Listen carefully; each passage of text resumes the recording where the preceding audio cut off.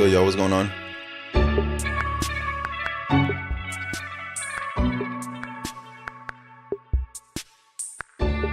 Yeah, bro, he's doing a no jumper interview, man. Yo, look at the chat.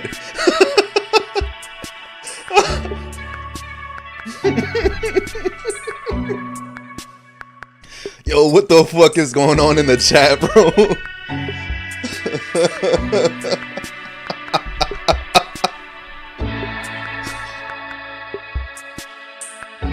Yo, this is fucking insane, bro. Holy shit.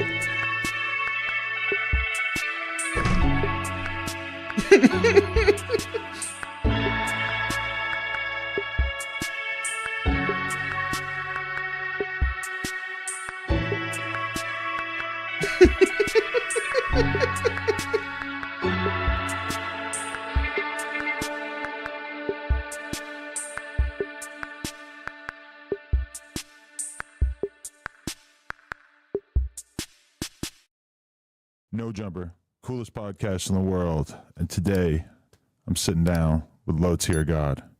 How you feeling, man? It's unbelievable. I'm happy to be here. It's unbelievable? Yeah, it's unbelievable. Really?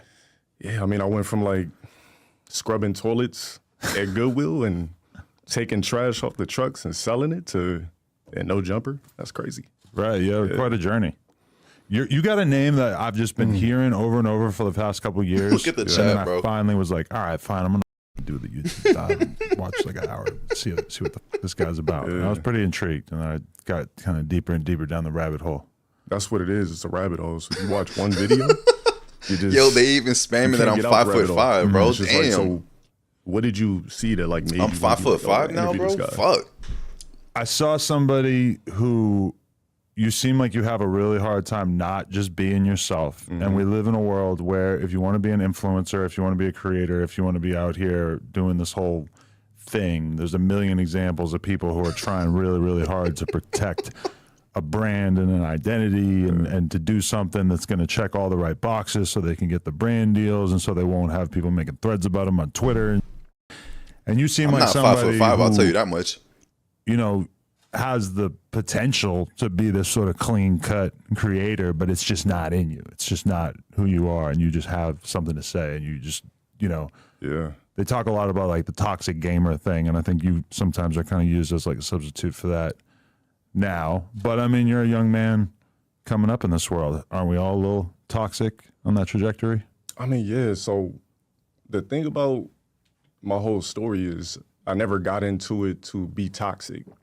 I just kind of was like, you know what, let me get a camcorder, let me record the monitor and just That's some fucking cap right there, and it bro. just came out naturally. And then over the years, it just went from me gaming to just doing stuff in media, covering viral topics, things like that. But obviously, I mean, in this day and age, you got to be on a filter. Oh, so South Central? Or where in LA did you grow up? Oh, where'd I grow up? Yeah. Oh, a little bit in South Central, so like off of 51st and Western. Oh. Was there for a while. My mom was like, yo, we got to get you out of here. Was it gnarly? I mean, stuff definitely happened on the street. Stuff definitely happened on the street. Yeah, it was some stuff that happened. I was always, so in LA, I was always that kid that I was quiet, I was tall, so a lot of kids wanted to try me. The fucking I chat, spoke bro. different. I was, you know, I liked video games like that, so I was always being tried. Because there's this whole blurred trope now. Yeah. But you growing up wasn't like a cool, ironic, hip, trendy thing to do to be a gamer or whatever. I wasn't that guy. Growing up, I was always like teased, but I think that's what helped me. Like everybody hated me because I was tall. So I was tall, I was quiet. I was like, How tall are you? Like 6'5". And there's something about being taller, because Yeah. I feel like I'm kind of in the same box. I'm 6'3", and something about the fact that I didn't want to play basketball and I just wasn't like trying to be on some jock type thing. I definitely felt like I got a lot of from people as a young guy. I mean, I still get it. They're like, oh, do you play ball or are you an athlete? I'm like, I answered that question about 5 billion times when I was young. Yeah, like, oh, you exactly. play basketball? No, I have no coordination. It's not happening. Oh, so you can't play ball at all? No, I'm trash. Not a shot, not a dribble? I mean, I feel like I should work on it because maybe I could get somewhere with it. But you were never into sports and stuff. What do you think it was that drew you to video games? Because I'm same exact way. Obsessed with video games as a kid. Didn't want to go outside. Didn't want to be, you know, I was just kind of, I like that experience of just being insulated in that world. I mean, it wasn't even I wasn't even like the type of kid that liked to stay in the house. My first sport that I ever played was tennis. So my mom had me in tennis.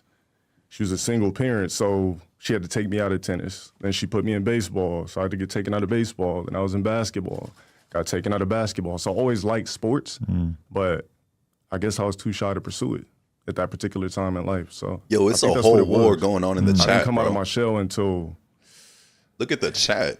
I started touching It's a the fucking internet. whole war, That's bro. what kind of helped me. What was it about fighting games in particular? Because just to date myself, like all through elementary school and then like halfway through high school, Street Fighter 2, Mortal Kombat 2, and then kind of like around the time I was like 15 or 16. I feel like the last console game I really spent way too much time with was This like is a Tony war, Hawk bro. 2 and Final Fantasy 7 and that sort of era. Yeah. So you're asking me what drew me to video games? Yeah, and what about fighting games in Fighting particular? games. Look at Because the I had chat, a bro. big fighting game era in my life, but then Jesus. I kind of just stopped at a certain point. And then when I see somebody like you streaming it, I'm like, I missed that. Like I should have stayed with that. I mean, what drew me to fighting games is like the competitive aspect. So I always liked playing like that, right? But I'm playing against the computer as a kid. So once I found out you could play online, that's when it became addicting. So there's like this game called Street Fighter 3 Third Strike. So I traded like 2 Sean John Velours to my friend. Got his Xbox, got his Ethernet. I was up to like 4 a.m. in the morning. The rest was crack. So Street Fighter 3 Third Strike online, that's what kind of got me into like fighting games on that type of level. And so growing up in LA, I was beating everybody in the neighborhood, you know, like, oh, I could beat you in Street Fighter, this and that. And I met this one kid who just me up in everything, and it just changed my perspective. Really? Yeah, so from that on, I was just like, damn, so there's a different aspect of fighting games. So you really started like studying and working on the game and like trying to figure out how to be better? Yeah, because there was a particular time where I cared about that. So I think the last time I cared about that was 2018. Yeah. And then I just completely flipped the script. I just was like, well, I'm not going to play competitive, so I'll just be a character. I'll just put it out there, basically. Right. As a character. Damn. So, okay. Like that feeling of loving a video game so much and just spending a lot of time with it and like not being able to go to bed because you're just having so much fun playing it. You had that in spades when you were younger and then it just started to dissipate as you, like, I don't know. Why do you think that kind of went away with time? It went away because I just got bored. I just felt like I got stagnant with it. It was like I could release this video of me playing Street Fighter, or I could like go over something in media. I think the first video I ever did to like, I guess, kind of get good views on YouTube that was different was remember the kid, the H&M kid that wore the hoodie that said like Monkey of the Jungle? Oh, yeah. So I covered that. After that, I just started doing different shit, reactions, food reviews. I just started changing my shit. Right. Yeah. Definitely. But do you still have that feeling with video games ever? Like, or is that kind of faded into the background, that like addictive A competitive? feeling of just being so into it? Yeah. Nah, so I only game when I stream. Yo, So, look at the chat, bro. Jesus, I mean, I guess when I man. cut it on, but as far as like the urge of like need to being the best, like, nah, because there's no money in it. So Really? yeah, it's So just you could like, be the best Street Fighter player in the world and it doesn't mean anything financially? it's not a real accolade. Nah, it's like, Look at I the mean, chat. there's like $1 million tournament Capcom is holding this year, but Right. I mean, the chances. Few and far between. Exactly. So let's just say this. I can go on 20 auditions to try to be an actor, right? Or I could play a Street Fighter tournament and maybe win, or I could probably land a couple of auditions. So But it's like you're never going to do something with fighting games that's going to like take you to a higher level. It's just the deeper and deeper into the nerdy recesses of this hobby, right? I feel like I don't have to because my audience is different now. Like I still have that. So here's my fighting game audience. There's like a different audience. Like when people come up to me, they don't say, I know you for Street Fighter. It's, oh man, it's when you went over this, that was crazy. When you talked about this, that was crazy. Oh, like I've been watching you for years. So it changed. Yeah, because there's like a ton of video game type people who like want to transition into that, and it's actually really hard for people to follow you to that. So the fact that you have any kind of level of stickiness across the board with that, it's like it seems like anybody who's like really talented on camera at some point pivots away from the video game and more into the personality. All those phase guys ended up being vloggers and shit. It's a whole war going in the chat, bro. That's kind of like the transition I started to take in 2020. Yo, you know what? Started focusing on a different aspect. Hold on a second. And I guess with my audience, I feel like I'm blessed because the second I stopped playing Street Fighter, they could have tuned out. So the fact that I could kind of do anything on stream, like, yo, they're like, yo, you gonna go over this topic, that topic, that topic? I'm like, should I cut on games? They're like, no, let's keep going over topics. So the height of my audience is no longer video games. Right. It's different now. So, okay, at a certain point, your parents moved you out of South Central to where Antelope Valley? Yeah, to the AV. And what was that environment like as opposed to being in the city? I mean, I still had issues, but not like LA issues. So it was a little bit more subtle. It wasn't as critical. I started to meet different kids. Because, in LA, it was just like, you had blacks, you had Hispanics. But now I'm like interacting with white kids for the first time, Asian kids for the first time. So things are a little bit different. Yeah. And do you like it more? It was like less of a culture sort of toughness and people fucking with each other? I mean, I still had to like go through shit because I was still quiet and I was still tall. So people would still like try shit. I don't know. It's something about me where like people, they just want to try me. I don't know what it is. Even to this day on the internet, people still want to try me. Bro, you talk too much shit. That's why, man. Yeah. But do you like walk through the Walmart and like some random guy wants to fight you? Nah, No, it's not like that. Nah, nothing like that. Okay. Nothing like that. That's actually never happened before. If anything, maybe these days, I guess, it's more so, oh shit, you should kill yourself guy. So it's more stuff like that. And so, okay, your reputation is that like when you started streaming that you kind of like, well, did you intentionally pivot into sort of, being really aggressive to your fans and talking shit to the people you were playing against and shit? Or was this just genuinely who you were as a person? That's always who I was. So even just before hopping on the internet, me and my friends would always talk shit. Like, it doesn't matter what game it was, we would talk shit, I would talk shit. That's just what it was. It was always in me. So I was like, you know what? Let me just start recording it. I was like, fuck it, I'll just start recording it. Went to Walmart, got a $60 camcorder, put it towards my screen. That's how I started. So you weren't watching any other streamers at this time, or were you? I think I was watching one streamer. His name was Max. He still plays fighting games, Maximilian. I don't know if you heard of him, but outside of that, no. I was watching competitive Street Fighter play, and I was like, let me put a different twist. Let me record my rage. Because I would sit there and do it by myself. So I was like, man, fuck that. Let me just record it. And you didn't think to get like a webcam and a capture card and all this shit? You were just like, let me get a handy cam and just put it on a tripod? Because I didn't know about that type of shit. Make chat bigger. I got you, bro. Hold on a the second. capture card until after. Like, I didn't know how to edit or any of that type of shit. I was just like, let me just record it to the screen and upload it. And I would spam my shit to anybody who was popping in the FGC. I would just spam it to everybody. I kept spamming it. But even before I did that, I had like a video go viral. There you go. I made that shit bigger for you guys. I don't know if you've seen it, but it was like a message to Boogie. It was like, that was before Low Tier God existed. Right. Yeah, that was different.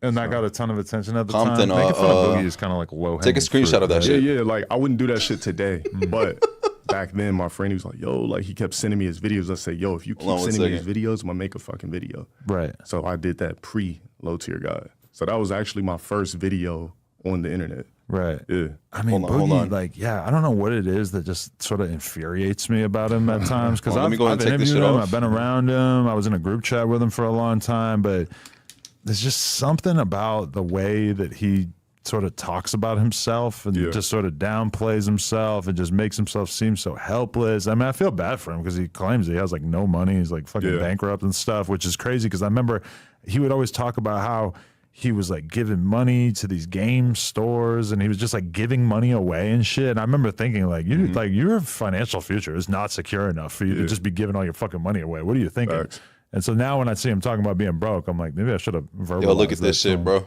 But what was it about Boogie that really pissed you off? He was fat.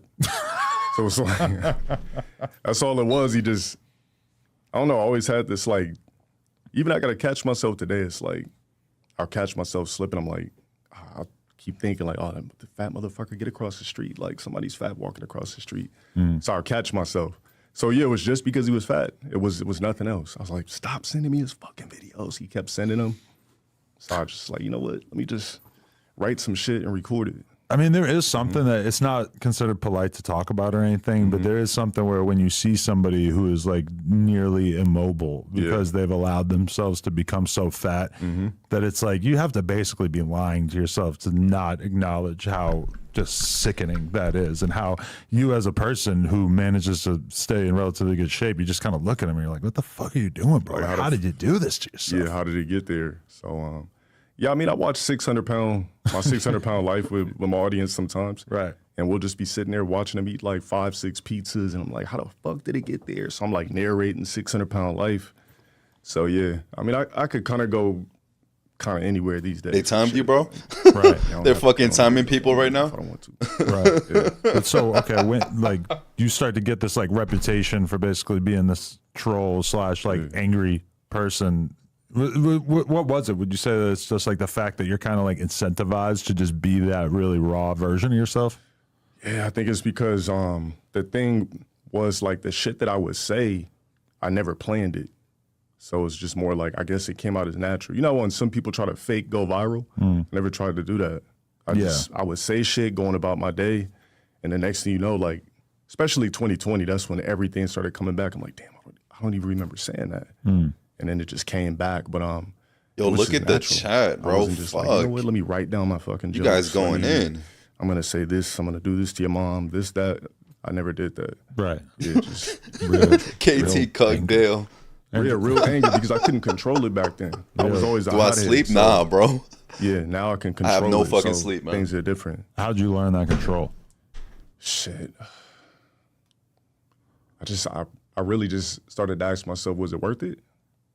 And I would just get crazy migraines. And yeah, I think it was 2018 I had a transitioning point. Before then I was like, you know, slamming my head in the steering wheels. You know, this is shit I don't tell anybody, but yeah, I was a hothead. It's like anger in general. Yeah, just a rage, just rage. You ever do like therapy or anything to try to work on this? Nah, because I don't believe in therapy. Really? Yeah, I don't believe in therapy. I mean, therapy is really just like talking to somebody else about your problems and what you have going on. I have It's a nice to masculine have somebody voice. who's, Appreciate it, man. Thank you, bro. impartial third party. That's my thing. Is like, I never He's in needed the chat. Of anybody course he to is. help me mediate my thoughts. I feel like I could solve it all up there myself. So I was taking walks through deserts, fucking self-talk, self-therapy is what I like to call it. Yeah, but therapy, nah. I feel like streamers need therapy because streaming is like one of the most like unhealthy things I could think of, and you see that sort of pan out. Or like some people develop a really healthy relationship with it. I'm not and gonna they lie, can that's do true, it bro. 60 hours a week, and it's just natural to them. But I feel like for a huge percentage of people, you know, having this number of viewers that you're kind of constantly judging yourself by, and the incentives of the platform basically cause you to maybe be like a different version of yourself to court an audience, and you know you're incapable of just sort of like judging yourself on your own internal metrics. You're constantly looking to the chat for approval, and I feel like it's easy to lose yourself in that. And I think that therapy, if anything, is really focused on sort of Biscuit, yeah, bro. being able to free yourself of that, I guess. I mean, that could work for some people, but when you're doing things in entertainment, like I like to call it the world of smoke and mirrors. Jamal, what's up, bro? If I'm famous and I have 20 chicks in my DM, right? But I'm not famous and I don't have 20 chicks, why would I believe the 20 chicks post-fame is real? So for me, it's like I wouldn't say I go into character when I stream. I'm just a more amplified version of myself when I stream. That's basically it. Like other than that, I'm like, Brad Pitt in the interview. He's just chilling, cool. Hey, yo, hold But then on you one see second. Natural Born Killers. Somebody want to see the filter. Night and day. Right. It's like, You guys want to see the I filter wouldn't in say this it's a shit? form of acting, but then again, Let me know if you want to see the you are filter. playing somewhat of a character in a sense. You got to Right. entertain. Edward Norton, I think, like got divorced because when he Filter? filmed American You guys want History it? X, he was All right, I got so you. in that neo-Nazi character that it Hold on one ends up second. negatively I got you, bro. Let impacting me his just. relationships. It's gonna be a pain in the method ass, but Yeah, method because I got to acting, change a lot of things. I mean, you also, I feel like what's important for streamers too, I would say acting classes. Yeah, Because So there display you could really peel capture- back layers you never knew existed. really. We take acting classes, display you capture too. look at things differently. You crack open a different code. I think to it your would. brain Let's you see, never knew bro. Existed. So Interesting. I never thought of it like that. I've taken a few acting classes. Is acting, so what was acting's role in this whole puzzle while you're doing the streaming thing and the video game thing? Are you always kind of thinking about acting at the same time, or were you actually pursuing it? I mean, there was a point in time I was pursuing it, but I mean, this shit kicked off more. And so my end goal is always to go back to like, I could still do this and try to act too. It's a snap cam. Where's that I just shit? have like heightens of myself that if I don't achieve, I'm just gonna feel like a fucking failure. So Right. acting is like, it's something I really want to fucking do. But the streaming shit is just, it's just popping. Streaming is like you, whereas acting is like the least you thing possible. It's just you difficult. pretending to be somebody else for a period of time. It's the most difficult, I think it's the most difficult art form, period. As far as entertainment goes, it's extremely difficult. Do you think you're naturally talented at it? No. Hold on one second. I realized that with the classes, like, didn't know how to read a script, didn't know what this word as far as like how to present yourself, certain eye contact. It's difficult. I wouldn't say I'm a natural at anything though. So, but definitely not at acting. I'm not a natural. I hate when it does that fucking even though bullshit. some people might think I would be, but no. Hold on one second. So you weren't a natural at the fighting games either? Why is it I doing was that? playing that shit since I was like a kid, but Right. Yo, I Bigger wasn't Boss, thanks for the natural on 5, that man. type of level. Right. It was just At a certain point, it's Bigger just Boss obvious. Oh, gamer there's a bunch hands of other guys who are way donated fucking better than me. Yeah, I'm Two never going to cups be on better than stream them. talking Yeah, about exactly. nothing. And It's a shame like I that said, the I never other got cup into it doesn't to be know the about best. Dale's racist and I got grooming into it tendencies. to He probably does entertain. know. That's I like said, the how reason why fuck he do I got the get interview. on those guys' Because level Adam without is the winning same shit? thing also. So I was able to do that. Yeah. And then you started looking at the overall media landscape, and you're like, oh, well, how do I do that instead? Yeah, so I started covering a bunch of different shit, like the whole Will Smith, Jada thing back in 2020, a bunch of stuff. I just started gearing off into media because it's more enjoyable for me than just gaming. Like, just gaming is boring. All right, there you Right. go. Be good. So it feels like these days with streaming, there's kind of like two archetypes that you could go in. You look at Kai Cenat, it's like, oh, okay, that's what you do if you want to remain brand friendly and you want to be able to get all these sponsorships and you know, be liked by the corporate overlords or whatever. He's obviously like just taking his shit to a crazy level, but he's also managed to stay relatively safe throughout it. Then you look at somebody like Aiden Ross, who's just basically like, he had like I remember interviewing him at the very beginning, and he had like a very clean image, and you could kind of imagine him just being gigantic in a certain way, and then instead he decides to go in the direction of hanging out with Andrew Tate and saying the N-word and just kind of basically like taking it as not brand friendly as possible. So like, how do you look at those two routes at this point, those options? I mean, the Kai route is like, I don't think that could be replicated. Like, I feel like that's like a one-of-a-kind thing. You could try to replicate it, but I mean, when I first discovered Kai, I think it was on an Aiden Ross stream, and then one day it just popped up, boom. So the way he's going is, I would say, is more business savvy. The way Aiden Ross is going is more so, I don't give a fuck. But I mean, I would choose the Kai route. The brand route that's the way to go. The Aiden route, it's like, I don't know where he's gonna go next, but maybe that's his niche. So. But do you think you even have it in you though to control yourself consistently? Because I mean, if I were Kai somehow, if I were like placed into his body, it would be very hard for me to like constantly not like push at the edges of what's allowed on the platform and shit. Whereas I feel like for him, that kind of self-preservation seems like it comes naturally.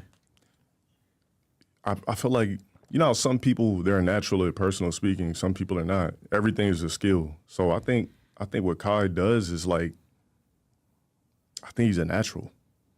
You know, you could like look in somebody's eyes and be like, damn, they're faking it. I feel like he could just yell in the middle of an airport and that's just who he is. But as far as like the platform goes, like we all got to control ourselves. That's Twitch. Right. Like if I could just say whatever I wanted to say without worrying about it, I probably have like 25% more of a good time. Really? Yeah, but what part of yourself are you not putting out there into the world? I mean, just certain shit I want to say. Like, I mean, I said the word midget. And Boss, yo, thanks for the 3, man. Appreciate it. Bigger Boss Yeah, 'cause gamer I hands didn't know it was a donated slur. I had to Google, like, is midget a $3.42. slur? 2 clocks. Clown And, fucks. yeah, it's a slur. Also, I met So it's just Tyson. little shit that I say. asked I gotta him about filter. I Dalen. gotta He said edit WHO. myself. I gotta Snoop edit my Dogg voice style also in this order to seems be able fitting. to survive. Not really survive on the platform, but like be friendly enough towards the platform. Yeah, like on YouTube, I said whatever the fuck I wanted. It is crazy when you look at Twitch because it feels like such a giant percentage of the biggest creators have kind of moved on, either because they were kind of edgy and offensive or because they just got offered deals in other places. Offer deals like we're kicked. Yeah, the kicks and the rumbles and the. I mean, But then a lot of people, like, you think of Aiden Ross, it's like, of course, he needs to be on Kick. yeah, He just would not be able to survive on Twitch with the kind of stuff that he's been doing, like humor-wise. And I everything. mean now, shit, he was surviving just fine before. Yeah. Until he started getting edgy. Yeah. Yeah, I guess some people, they just got to unleash the beast. I think with him, he just, over time, he's just like, fuck, I'm just tired of just not being myself. And it just, it played out the best way for him. And if you're making like millions of dollars a month, it's like, okay, you're not getting the, I don't know, Harry Potter fucking video game brand deal or whatever it is, but you're already making enough money that you probably, you know, could do this for a couple of years and then never work again. It's true. Yeah, I think Aiden is pretty set, but now he kind of just gets to chill and do whatever the fuck he wants. Yeah. Which, isn't that the American dream, to just make millions and do whatever the fuck you want? Right. Yeah. How do you feel about white boys saying the N-word like that along with Chief Keef? Because Chief Keef didn't seem like he minded at all. I asked Blueface how he felt about it. He was totally fine with it. Doesn't mean shit. Like, so I say this type of shit on the stream all the time. It just doesn't bother me. Colombian StarCraft like- player. Somebody said the N-word it's more like saying dude. I know a lot This of people man might be said pissed off at me for Colombian saying that. StarCraft I tweeted player. something like that a couple years ago, but it's like I got Armenian homies that say it, Hispanic homies that say it, Asian homies that say it. I feel like it evolved into just like Holy saying shit, bro. bro. or I haven't played something. You ever StarCraft in seen years, a man. fight video on World Star. Nobody's black. They're still saying nigga. Like they're still saying the N-word. It's an aggression word. It feels good to say. I don't think it's a racial thing. But when you say that, it's like you're siding with your gamer half more than your black half. Is that accurate? As far as like when I tell them that they can say the N-word, I mean, are you just not being offended by somebody saying, a white kid saying it, or just viewing it as, you know, like so many people were horrified when they heard Ninja yell the N-word at the screen. But then everybody who's like played video games kind of perceived it maybe a little bit differently. it wasn't ER though, right? I think it was. Oh, it was? Yeah. That's out of pocket. And it but- wasn't like a sentence. It was just that word. Boom. Oh, And damn. I'm not saying that it's okay at all, Yeah. but it's like in the video game context, it is a little different. ER is different. Right. A is different. So ER is just like, if you say ER, you've said it before. Right. Like you've said it millions of times. It's just not gonna slip out. It's just like if I say the F word, it's just not gonna slip out. I'm saying it already. I've said it before. I grew up saying it. So yeah, I don't have an issue with anybody saying the one with the A at the end. It's not that big of a deal. It's not an issue for me. Right. Yeah. Is it like, do your peers or like the people you grew up around and shit, do they understand the success you've had, or is it kind of weird because it's in such a niche category? I feel like for sure I've had like a lot of leeching and jealousy. Really? Yeah, like because everybody knows me for being quiet. So when they pop on the internet and see the shit you see, whether it's family members, people I grew up Yo, with, they're Nikolai, like, I see you, bro. Big ups to you, man. Blah blah blah. Like you're not the person I remember. I'm like, this is who I am now. Like, so, I feel like a lot of people don't understand it. Yeah, I feel like a lot of people don't understand it at all. Right. Definitely a lot of envy though. It is weird because it's like, as a streamer, you'll be on there. What's Oh your my average god, stream look at like? the docs, bro. Jesus, Like, what do I man. do? Like, what's my Or, breakdown? like how long? Look at will the you be on? fucking docs. Shit, 6 to 8 hours. Right, 6 to 8 hours. Now, obviously, almost nobody besides your actual fans are gonna fucking watch more than, you know, like a small chunk of this. But then the 30-second clip of you that goes viral to the masses will be viewed as like a complete encapsulation of who you are as a person, because obviously just very few people are gonna watch a 8-hour stream, and that can be frustrating as a streamer because you're like, well, what the fuck? You're not taking into account the fact that I was saying this, and this contrary to that opinion for the entirety of my stream, and then I said one thing that maybe went against it, and you guys are going to treat that like that's my full opinion. And it's just like, as a result, the perspective that the masses get of streamers a lot of times gets colored just by these little tiny viral chunks. That's true, and that's what happened with me. Because everything has happened through viral chunks. They're just like, oh, just like when people see me, oh, you're kill yourself guy. I'm walking to Walmart, yo, can I get a picture? You should kill yourself guy. I'm like, I mean, I literally said that because I was like being stalked, and I just thought it was like, you know what? Let me chew this motherfucker out. Just came out natural. So, Yo, Silent, thanks for the 5, man. I appreciate it. Silent Haddock donated $5. Cuck's talking about nothing. So Big up Nikolai in the chat cooking up Dale barbecue style. I mean, I was doing this when I had like 100 viewers. I would just still be there for like hours and hours. I just said, fuck it. I just always did my own thing. Right. So, okay, like you get banned on what was Twitch first before YouTube? What year was that, and what was it originally for? We talking about YouTube or we talking about This Twitch? is a horrible Well, the interview, Twitch bro. This ban interview came is first, fucking right? garbage. Yeah, so Jesus, man. Before I came Yo, back this dude's in March, personality is dry I as was banned in shit. 2018. But it was like hateful Completely conduct, dry. But I don't know exactly what I said, but I was different in 2018. So I might have said some shit that, you know, I just don't remember what I might have said. All I know is 2018, I got clipped and I went straight to YouTube with streaming. Yeah, so I don't know what happened in 2018 with that, but I came back 2021 on Twitch. As far as YouTube goes, that's like the stupidest bullshit ever. What did Twitch decide to let you back in for after 3 years? I don't know, I just appealed. They just said, you were originally suspended for hateful conduct, follow the rules. Basically, welcome back to Twitch. Oh, wow. Yeah. It's great to be back, or were you happy on YouTube? I mean, it's definitely great to be back. It's like, you know, it's like the fucking gauntlet, like the Thanos glove. Like, I feel like I got a bunch of gems, but my YouTube is gone. So that's what I'm missing. Yeah, and it was just for something so stupid. Yeah, because your YouTube ban was because you, got banned, and then you were uploading on an alternate account, and then you got hit for ban evasion? Yeah, basically. I mean, ultimately, yeah, I was watching a World Star Hip Hop video on stream, hovered past 2 Dominican kids about to fight. They gave me a strike for child safety. I didn't know what the fuck it was. God, so I was like, what the fuck is child safety? So I'm, you know, YouTube live help, you're talking to people and everything like that. Long story short, I found the stream that they deleted. I just Googled and copied and pasted what the stream was, and it let me see what it was, and I recorded it, and I literally was scanning past a World Star Hip Hop video. So my editor, he was uploading clips on my clip channel. Look at the fucking chat, bro. Jesus. Strike circumvention and just clip my fucking channel. So, yeah, I lost my shit for something so simple. That's insane. Yeah. And so you can't really have like an alternate channel anymore? I mean, anytime somebody's tried making like a positive channel towards me, they get clipped because I got people that are just on my ass. Like, Really? yeah, just on my dick crazy. So, Because like Steve Will Do It is banned on YouTube, but I notice sometimes I'll be scrolling through YouTube and I'll see some random different channels that I kind of assume that he owns, or like a LLC that he owns, and they'll be uploading his videos from like Rumble or whatever, and a lot of times they'll have like many hundreds of thousands of views, which granted he was probably getting many millions of views when he was still on the platform, but it's like you're not allowed to have a channel, but in theory you could have a channel that just uploads videos of you. It's just you can't own the channel, right?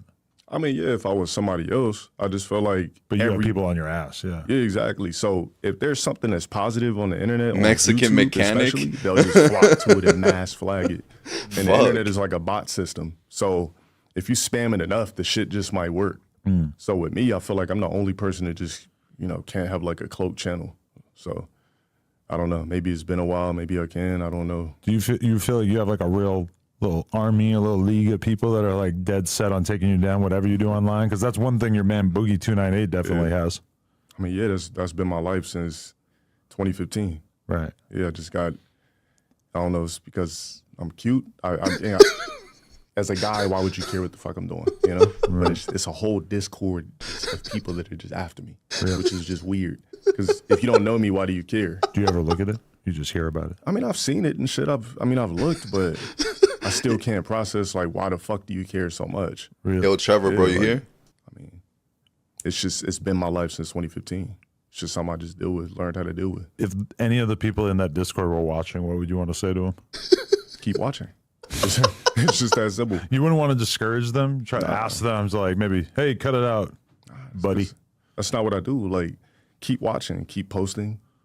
I used to get mad when people would steal my shit and post it, but I'm like immortal on the internet because you guys keep posting. But that was kind of part of your heel turn at a certain point where people started to look at you like you're an asshole, right? Because you started getting people's channels taken down for re-uploading shit of you. I mean, I would like, but I mean, technically you can't get anybody's channel taken down from uploading your shit. You just counter it and it'll just come back. Because I'm not gonna go to a lawyer and like, yo, write me some forms. Bro, shut some up, stock man. forms. Shut the fuck up. You really can't get your channel taken down for stealing content. So anytime I was like, when I was in my flagging mode, nobody's channel was really getting taken down because they would counterclaim it as fair use and it would just come right the fuck back up. Right. So eventually I just stopped and I just like, wait a minute, this is free promo. So yeah, keep recording me, keep uploading me. And now you have people like Andrew Tate who like apparently built his whole audience off of like encouraging his fan base to make TikToks and shit of him. Yeah, see, that's a smart thing to do, bro. Even if it's labeled negative, it doesn't matter. You're immortal on the internet. So then why you bitching about it? Yeah, after a while, I just stopped letting it bother me. Like, fuck it. I've had people hit me up trying to get money out of me to be like, we do user-generated content. Like, we'll like make you go viral by just like having all these accounts upload your content to TikTok and Reels and shit like that. And like, that'll make you go viral. So like, basically they do the Andrew Tate thing for you. And I was kind of like, people already upload the fuck out all my shit, and I don't exactly love it because I'm never tagged or anything. Yeah. So it's like, am I really going to pay you more money to make more of that happen? Like, I guess I understand that it like makes you seem bigger when you have all these TikToks and like people just kind of find out about you like that. But at a certain point, it just seems like kind of insane. I mean, yeah, you're losing out on some revenue for sure. He said illegal border hopper made 20. Oh my goodness, the racism is crazy. Whatever the fuck somebody's doing on YouTube that steals my shit, I could have millions of dollars. Right. But I mean, when I look up your shit, I don't see anybody else's shit but yours. Yeah. Yeah, so whatever you guys are doing is working. But then when I look at TikTok, it's like, holy fuck. I would be scrolling through that shit and like half the things I see. Now, granted, it's because I watch my own shit on TikTok, but it's like, I just see so much of it. I'm just like astounded. Like there's this whole. I'm Hispanic. IMMO be cool. That's one thing. Just to get big picture that I feel like one day is going to exist. On the he literally responded to me. Yo, big ups to you, bro. Copyright system between all the different social networks, so that like if somebody makes a tweet of a screen recording of a TikTok and like they're able to make a bunch of money from it, like at some point the internet, all these companies have to work together so that that can't happen. It doesn't seem right. You can control TikTok. Yeah. Yeah, I mean, if you own your shit. So even with me, so like I own the name lowtiergod. So what I would do, if it's an account that's stealing my shit and they were on some negative shit, I would just go in there, trademark it, accounts clipped. Yeah. So, I mean, yeah, you can control your audience on TikTok because you own your shit. So I've thought about doing that. But YouTube, you can't. I mean, you can flag it, but TikTok, you can completely control your algorithm if you want to and be the only Adam 22 no jumper. You just flag it for trademark infringement. Yeah. But you know what is weird about it too is that nobody really makes that much money on TikTok, so it's kind of whatever. But like on YouTube, if you see somebody uploaded something of you and it's got like 1 million views, it can just be like, well, man, that's actually like rent for this month that you just made off that shit, you piece of fucking shit. Exactly. Especially, I mean, the thing too, you can't see if shit is monetized on YouTube anymore. Remember at first you could see like the little yellow dots to see if ads was running. Oh, really? And you can't see that shit anymore. So you don't know if somebody's monetized or not. Oh, I've had YouTube Premium for so long, but you don't even see the yellow dots on the timeline anymore? Nah, even, I mean, I got YouTube Premium as well, but even before, they took that shit off. Yeah, because people would complain like, damn, you're putting like fucking 20 ads in your videos. Right. They took that shit off. You would click on a video and not even want to watch it because it's got 20 ads in a 20-minute video. Yeah. Exactly, yup. That shit's gone. Damn. So that 1 million view video you might see, they're probably not monetized. Right. Because YouTube is strict now, so... I think for the Henry, creator program, bro, I usually delete my VODs, man. Basically have content. I got a bunch of people flagging me. Exclusive. Right. So if they're uploading your shit, they might not be getting money. That might just be free promo. But it's crazy on Twitter now because people can make good money on Twitter. Right. So you got shitloads of people just uploading videos. And also, like, in the response to, if you have any moderately successful tweet, there will just be a straight row of viral video clips and little fight clips and just screen recordings and GIFs and Mexican whatever janitor. they want. That seems like Ecuadorian body shop owner. To get views and Ecuadorian thanks for the time, man. Appreciate it. People making 20 grand a month or 20K whatever it made is off a on bow. just posting tweets. So it's like completely changing how people use Ecuadorian body shop That shit owner. is true. So most people, Yo, they make money though. So Twitter farmers, they just Send this popular Colombian shit. to They just jail. quote it and then just basically, it's a couple of people like that. Yeah. That just quote it and try to go viral. And like anything I tweet, I'll just see like a little war going on between a bunch of different random fucking accounts to get a viral response that'll rank high. So it'll just Poppy be muscle, up there when people Jesus, click man. on it. I'm like, And sometimes it'll kill your shit too. what a like, pathetic it'll be fucking your world. tweet with like, you check the quote tweets and somebody else will steal your shit and go viral off it. Yeah. And they could just make money off your shit. So, I mean, you can't control online anything. I mean, it's best to just say fuck it and take the free promo. Yeah. Yeah. You gotta just look at it long term. But in the long term, I believe that eventually they'll come up with some kind of system so that it doesn't happen. Because you remember, like, that used to be how it was. It's like people would interview is upload horrible, something bro. on YouTube and then somebody would re-upload it on Facebook and make a shitload of money off it. And at a certain point, Facebook just got real serious about not letting people be able to monetize content that wasn't theirs. But we just haven't seen any kind of effort like that from like TikTok or Twitter. So they just end up having everybody re-up everything else that happens all over the internet, you know? Exactly. The funny thing with Twitter too is I'm not sure if you can still do this, but You got blocked I from used his to, Twitter? clip my Twitter accounts by claiming media that wasn't theirs. So you could just fill out a bullshit form, and before you know it, you're getting popped like for 6 media. So when you have like 9 media complaints, your account gets banned. So I had people doing that shit to me for a while, but I don't think you could do it anymore because I haven't seen it. Wow. Yeah. That's crazy. Yeah, you can't control TikTok you can control TikTok, but you can't control Twitter. Phil, like take that. care, bro. Yeah. Yeah. Which is, it's good and it's bad that Twitter is such a ridiculous, like, just hellscape. It's just free as fuck. You can do whatever 50K you is a want. You can stretch, but upload I'm gonna try it. porn, Let's you can see. upload fights, which is like when I'm looking at TikTok, I always have this feeling of like, no matter how exciting this clip looks, nobody's getting shot, nobody's getting punched in the face, no titties are coming out. But when I'm scrolling through Twitter, it's like, I could see a dead body at any given moment. Yup. Gonna Whether get a you want it or GTR, not. another one? Yeah. And Twitter's like because of Twitter, I see so much death without even trying. that's because you're looking for it. So Bro, that's my algorithm. That's what I I'm follow saying. a bunch of fight accounts. and exactly. shit, yeah. See? Yeah. So anything you look at, it's like if you look at ass 24/7 on Instagram, now your whole algorithm is just filled with booty 24/7. So yeah, like mine's is just haircuts and fucking. Yeah. It's super weird though, because I feel like I've gone through little binges where I'll look at a ton of skateboarding, or I'll spend 20 minutes looking at snowboarding videos, or I'll spend a half hour looking at graffiti, and then the next time I go to my explore page, it's just like all that, and it's like it kind of forgets that I like ass, but it'll still be like 20% ass. It never fully lets go of the ass. Yeah. I feel like it's a little too. They're too on top of it. It's like just because I looked at snowboarding for 20 minutes doesn't mean that I want to see this for the next 2 weeks. Exactly. I think if you like spend too much time looking at t-shirts, you should have morphed to t-shirts. If you ever want to fool your algorithm, right, and be like, yo, babe, like, look, I'm only looking at t-shirts. There's no ass, just t-shirts, haircuts. Boom, it's there. And sometimes we stream on here and we'll stream people's music videos. We'll watch their music videos for donations. And then I get home and I go on my YouTube and it's recommending these same artists that just paid to be on. And I'm like, no, algorithm. This is not what I want. That's how it works. Yeah. I don't know how they do it, but yeah, anything you look at on any social media platform, your algorithm is controlled by it. You got a kid yet? Nah, not yet. That'll fuck your algorithm up. Yeah. Yo, hopefully never he gets a fighting kid, bro. games and half blippy. Man, that shit is scary. Having a kid is probably one of the most terrifying things. How old are you now? How old do you think I am? 29. Let's go with it. Yeah? Yeah, let's go with it. Yeah. What the fuck? Nah, but no kids. You Hey, can yo, kind of be a what? lot of different ages, to be honest. Exactly. So that's what's. Yo, just say it, bro. You're in it's no out there. jumper. You don't it's gotta out there. lie, But, bro. that's also one of the things people like. You're to obsess literally over in when it no comes to jumper. me. There is no reason Just for like- you to lie about your age. I just started telling people I was 50. Right. I said, fuck it. I mean, the more mysterious you make yourself out to be, the harder it'll be for them to get a grip on, right? Exactly. Yeah. Mysterious, being mystique.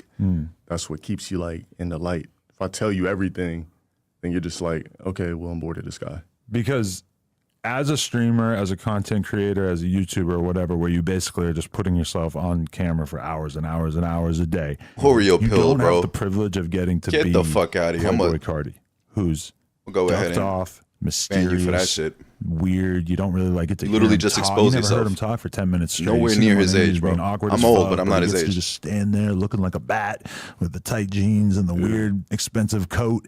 And, you know, he gets to scream into the mic and he puts out an album. Literally just fucking expose 3, himself. 4 years and it's just a bunch of weird noises and shit. But as a streamer, it's like you don't get to have that mystery. Instead, you have to just constantly be kind of blowing your personality out and just showing them more and more of yourself, right? Yeah, you don't have the option. Like, I like to call it the Jim Carrey option. Like, there was a Jim Carrey documentary where he just, like, would go in the forest and paint. But you have to get to that status to be able to do that. So if I'm streaming 24/7 and that's my only aspiration, how the fuck do I escape? So I feel like if I'm streaming and, you know, eventually trying to do my acting shit, right, I could just say, you know, fuck streaming for 20 days because there's still this much amount of money coming in and just go off the grid. Right. Yeah, my Jim Carrey shit. So it's weird because when you become famous or when it becomes very logical and profitable for you to do shit on camera, then a lot of other stuff stops making sense. Like, okay, me and you had this good conversation. If I wasn't a content creator, if I was just some guy who owned like a fucking record label or whatever, I would probably hit up somebody like you. Fourth Word, that's what I'm saying. Like, there's nothing to be ashamed of. Like, you know what I'm saying? By the office sometime, or like the we should guy's get that lunch insecure sometime about or his whatever, age, just to talk and just learn from the person. But because I'm a content creator, they banned you from the mind, chat. That lunch seems like a huge wasted opportunity. Because if I can have that same fucking conversation on camera and have hundreds of thousands of people enjoy it, that feels like more beneficial, which is kind of like a sick, twisted way to think about your life. But as a content creator, you're incentivized to think about it like that. True. I mean, what you're talking about is simply time and revenue. Right. Like, it all correlates. So, yeah, just like you said, we can go out to lunch for free, but what's the point? We could just sit here and correlate your time. And Pandemonos tastes good as shit, bro. It would be great to sit down and it tastes good as hell. Yeah. But we would it never sucks I'm on keto, man, because I would have a couple right now. And boom, we're going to sit on camera and talk for 2 hours, and then that's what we're doing with our time because it just makes more sense. It's kind of that's content. But then those same people, if you have a conversation with them off camera, you end up talking about shit that's way outside the boundaries of what you would talk about on camera. Like I remember I was at Academics' office one time just talking to him for like a half hour. And in that half hour of talking, I found out about a lawsuit that he had dealt with that I fucking had a similar thing going on that he would never have said on camera. Yeah, I'm already a weekend though, so I'm good. Publicize I'm taking or whatever, MCT oil. Just like a bunch of different record label shit, different people in the industry. Oh, did you know this about this guy? Blah, blah, blah. All little shit that we would never say on camera. So that's like kind of if you don't have the off-camera conversations, you're kind of keeping yourself away from the good shit to a certain extent. That's definitely true. There's definitely a lot of shit that I would say on camera versus off. Right. For sure. Like backstories and everything. So, yeah, I mean, some shit you just baked spaghetti. You gotta, bro. You need MCT oil off camera, and you just that's a game changer, man. Oh, I fucking know that dude. Blah blah blah blah blah. But I ask you the same thing on camera. It's like, well, I don't want to give fucking this guy the electrolytes. attention of talking about him for 15 minutes. So I'm not gonna. You know, it's like there's very different incentives when you're off camera versus on. Yeah, it's like a certain type of strategy. It's like being interrogated in a sense. Yeah. Yeah. So. Yeah, the conversations definitely would be different. You got that type of relationship. I was seeing No Jumper. He probably sucked a lot of dick for this relationship. You guys always going back and forth. Yeah, or not going back and forth, but just like I don't know if you guys are cool or you're cool. Yeah, we're cool days. now. It's kind of weird because it's like we have a business thing that we're kind of like doing together, and so it's like as soon as you start to do business with somebody, then the standard of talking shit about that person becomes a lot higher because it's like you don't want it to affect the way that you're potentially making money together. Yeah, that's what I noticed. At first it'd be like I'm gonna just crash out on Adam, and then just over time it's just like I fuck with Adam. Like shit got a little bit more. I don't want to say gentle, pause, but it definitely. Yeah, I kind of sensed it. I mean, it went through a lot of different phases, but definitely I think that one of the strongest phases was that he was like super buddy with 6ix9ine, and I was interviewing everybody talking shit about 6ix9ine. Yeah, and then I said one thing to 6ix9ine's baby mama about how I thought Act was kind of like at the chat. Went too hard on girls or like picked on girls or some shit like that. Yeah. And me and him, meanwhile, were like not really talking at that point. Maybe we went 3, 4, 5, 6 months without really talking, and he heard me say like one thing like that, and that just kind of like cracked it off, even though I didn't think I was being unreasonable at the time, but he took offense to it. And because we weren't really talking, and meanwhile, in my opinion, he had 6ix9ine kind of in his corner, like backing him up because I feel like 6ix9ine has never wanted to beef with me because he knows that anybody he beefs with, he's making them way, way bigger. So he'll beef with a little Dirk, or he'll talk shit about a King Von, or he'll beef with like, big rappers and stuff. But in terms of like media personalities, I think that especially when he was at the height of his career, he didn't want to mention me because he knew that it would fucking blow me up more. You know? Yeah, strategic with that too. But he could send Ak after me. Yeah, I mean, and that worked too, right? Well, sent him after you. Definitely. I do not put that above 6ix9ine by any means. I mean, that was Ak's niche. It was his niche was like he goes hard on chicks. But I mean, I watch Ak every day just like I watch No Jumper. And I think over the time I think he kind of geared away from that. Like he only goes hard on like Nicki Minaj a little bit or something. But for the most part, I feel like his approach towards women now, or like somebody must have told him behind the scenes like, yo, like just calm down a little bit. That's interesting. Yeah, I don't see it as much anymore. Well, I mean, he went crazy on SZA, and then I know for a fact, or I heard it from people, that like there was real shit happening behind the scenes. Like people really were like trying to figure out where he lived and shit because of him talking about SZA. Seen it. That was crazy. So I don't know if that changed how he thought about it or anything like that, but definitely like, yeah, that's a weird thing about, like I'm in a lot of subcultures, like shit, in rap. Dude. Somebody will really beat the fuck out of you. Somebody will really shoot you if you fuck up. I'm in poker. Yeah. In poker, I know dudes who ran off on the plug for millions of dollars. And ain't nobody ever touched them. In the whole entire history of the poker world, I do not barely know about anybody who ever got touched for fucking up. Yeah. I mean, that's different than street culture, though. Yeah, it's crazy. Yeah, like the scissor crash out. All right, there you go. It's working now. Shit, break my teeth, like... I said, damn, like, how's he gonna, like, what the fuck's gonna happen next? Like, of course he is, Compton. He's in, he's in Cali, bro. I'm not really a... No offense to anybody that lives in Cali. fan, but just, you know, you got sisters and shit like that, and you just see that, and it's just like, damn, like, were they in a relationship? Even though they weren't, but it's just like, you're watching it, like, I would only crash out over somebody like that I fucked and was emotional attached to if I was in that mind state. But, yeah, that shit was wild. So I guess maybe you sure about that, Robert? I don't think people want me to take out the filter, man. You can activate a different level of rage in the people by going at a woman, because like a dude might be able to take it on the chin and just ignore you or whatever, but as soon as like a woman feels aggrieved because of something you said, and I have been there too. When Black China walked out on me, I had like this certain people that like I guess I'm supposed to be afraid of showing up in my DMs, like letting me know like, oh, you're gonna die, like you're gonna die, and I'm like, did you watch it? Like I didn't really like say anything that made it like that was so offensive that I think you should be mad at me just because she walked out. Her walking out was kind of like her thing. Yeah. Yeah, I mean, that's how it is. I mean, you got a lot of white knights out there, I like to call them. White knights, betas, simps. So, yeah. So where do you feel like you fit into the red pill world when we have the whatever podcast and the Fresh and Fits, and then we live under the spectrum of the Kevin Samuels as rest in peace and the Andrew Tates and all that kind of shit. I feel like people kind of look at you as somebody who's a little bit red pilled, would you say? I like to say that I'm not, though, because everything I talk about, I experienced. So if I'm a certain way about a certain situation, I have a certain idea about a situation. Argentina World Cup champion. Like a chick cheating, or I'm catching some chick texting somebody this and that. I've dealt with it before. I'm not just, you know what, guys, like this is how chicks are. Like you can't trust them. It's all based off past experiences. So the red pill shit is not even a thing anymore. Like.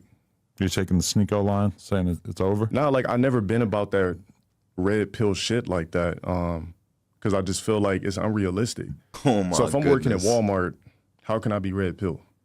Because if you're red pill, you got to be like high, quote unquote, high value. You got to make this amount of money in order to request the type of shit that you basically are asking a woman to do. Well, that is the weird thing about it, is that it's like the worldview that I hear a Fresh and Fit espousing, where you as a guy should be able to fuck whoever you want, and your girl should basically just be doing whatever you say or whatever. It's like, I know rappers who for sure I don't even know what is that. Relationship like that. I'm sitting here interviewing Blueface with his baby mama, and he's basically saying that he cheats, and she's saying that she don't like it, but she's not going to do anything about it. And it's like, that actually is the world that like Fresh and Fit is telling you about, except that for 99% of guys, you're just not going to be able to get that kind of relationship. It's like a pretty unlikely scenario for most people to be able to land in. That's what I'm saying. Like, that's why I say the red pill shit is bullshit, because Biscuit, you have to be a rich guy to get away with certain shit, or a guy that really has his shit together.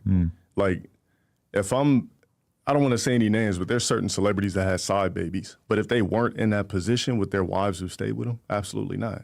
So in order to even request this red pill, you got to do this, do that. The woman has to be in fear of losing you in the first place, but she's only going to be in fear if she holds you at a place of value. So if you're just a regular guy, I mean, you're not in a place of value. My girl has told me in the past that she would leave me if I cheated on her, like on some real like affair type shit. I'm guessing. Yeah. And then like we were just fucking around like hypothetically, and I said like, "What would you do if I fucked Taylor Swift?" I'm like, "Would you just leave me?" And it's like I saw it in her eye that, of course, she wouldn't be able to leave me if I got like the most high-end designer pussy that you could think of, the most coveted pussy. Of course, that's gonna like that alone is gonna make her go from being the chick who's angry as fuck that you cheated to the chick who's like angry, but also you're staying right here. Yeah, I mean, Salvadorian like MS-13 gang member. Based off of like, I guess the experience. So for her, she probably was thinking like, well, I mean, he did fuck Taylor Swift. It was more for the experience. I'm still hotter. So that's probably why she would have gave you a pass. Yeah. I feel like it's like the quality of chick if you cheat too. Yeah, because when I picture myself having a little side thing, it's more like, oh no, it's like some grimy ass stripper chick that I ran into or something, like, because to go high quality is going to take more work. Exactly. If I was going to cheat, I'm not really trying to like take on a bunch of work. I'm trying to just do something easy. True. Yeah. I mean, I got a long history of all that stuff. Cheating? Yeah. It's like shout out to my wife too. I'm not gonna fuck Taylor Swift, even if she lets me. Sorry, Travis. I mean, would you say in your past relationships though, like you cheated a lot, like before you got with your wife now?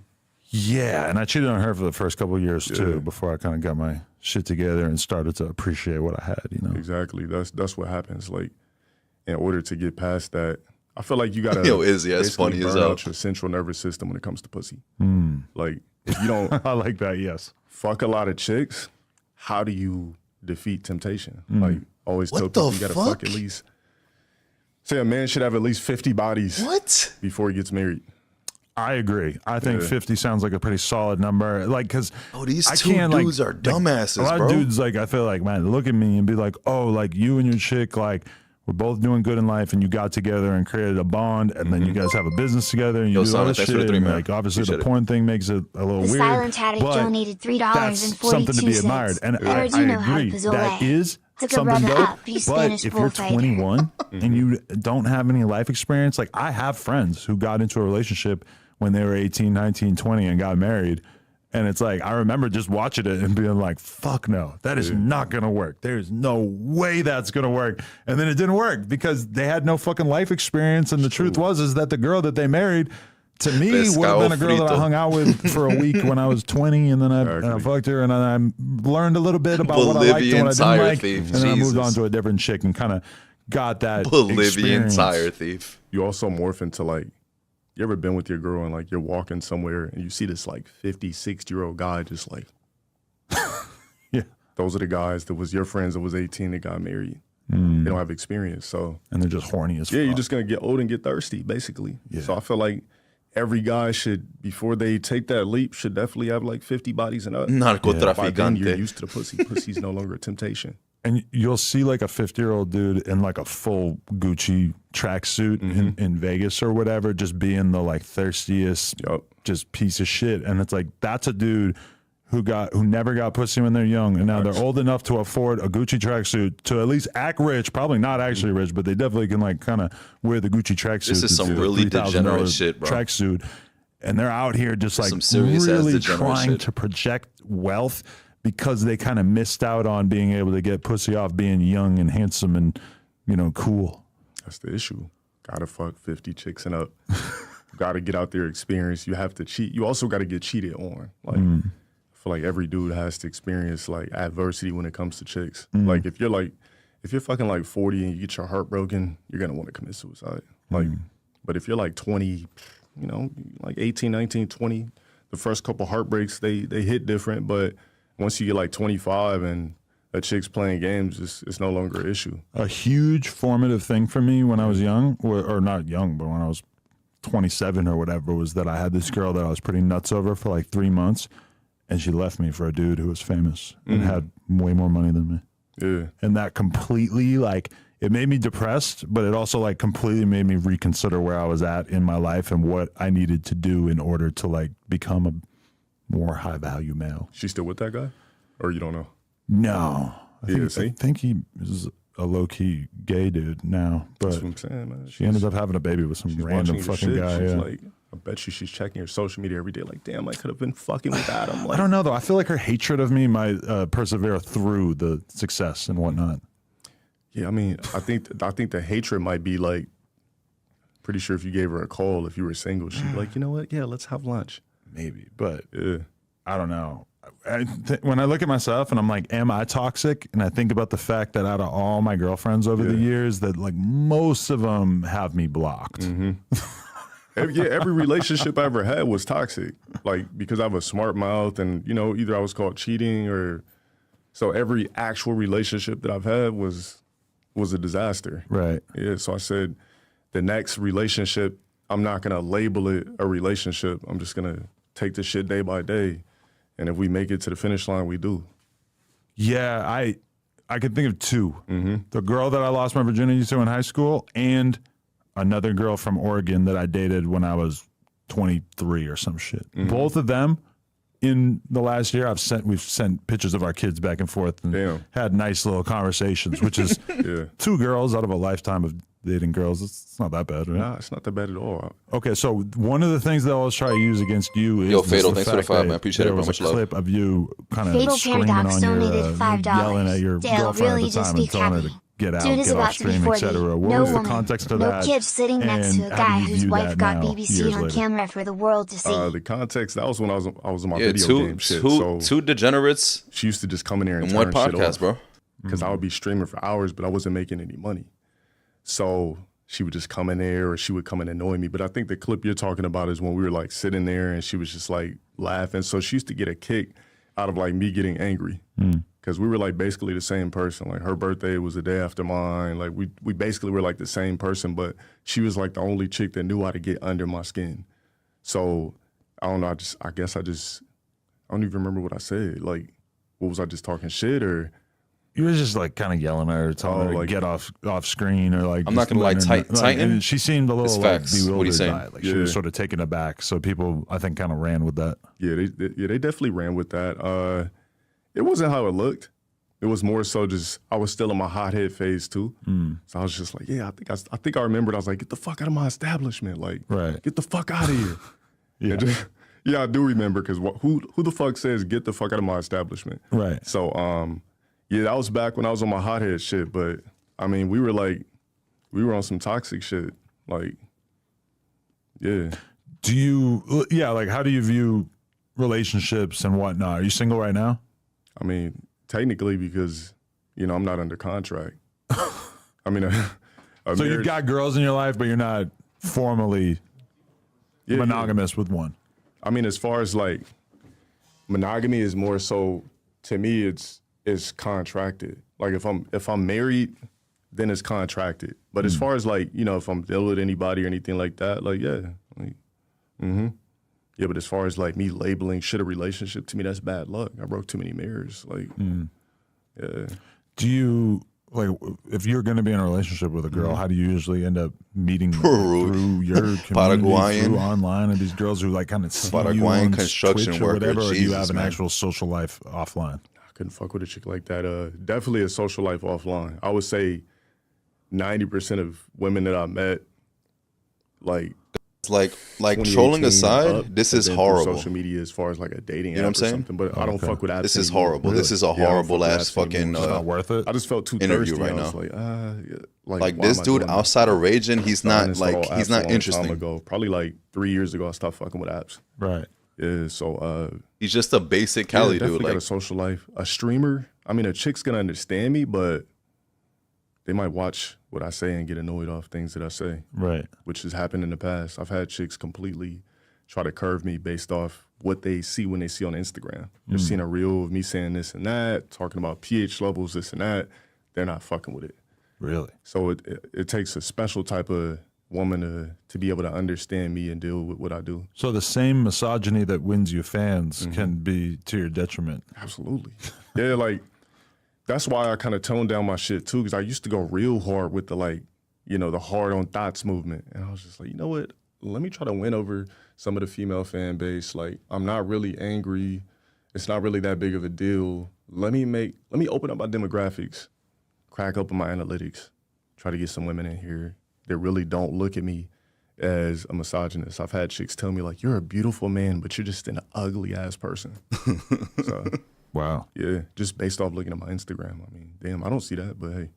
Damn, it's because, like, your audience that you've been courting understands the language that you're speaking and the dog whistling that you're doing. And, like, you know, if you say something kind of extreme, they understand the context and shit. But then a chick, she don't know nothing. She's not going to understand it. Right. Yeah, unless, you know, some women are like, which is rare. Like, some women, they'll just rock or whatever. Like, oh, he's an entertainer, he's acting. Matrix, yo, thanks for the 3 months. man. Having a good time. Some chicks take Matrix whatever you say on the internet as like they let it bleed into your personal is the relationship. type of guy that waits outside of clubs for an hour to stand in a corner and look at his phone and then go home without sex. Big facts on that. Very like awkward. You can tell he's awkward IRL. Bitch, or like, you know, like tell a little story about fucking her or some shit and like think that she's not gonna fucking see it, and then all of a sudden she sees it and she's just not fucking with me because I just like put some and I would always think that I was being clever by not revealing who it was or whatever, but then obviously they figure it out. Or they hear you talking about fucking some other girl right away. And as much as all these manosphere type dudes want to convince you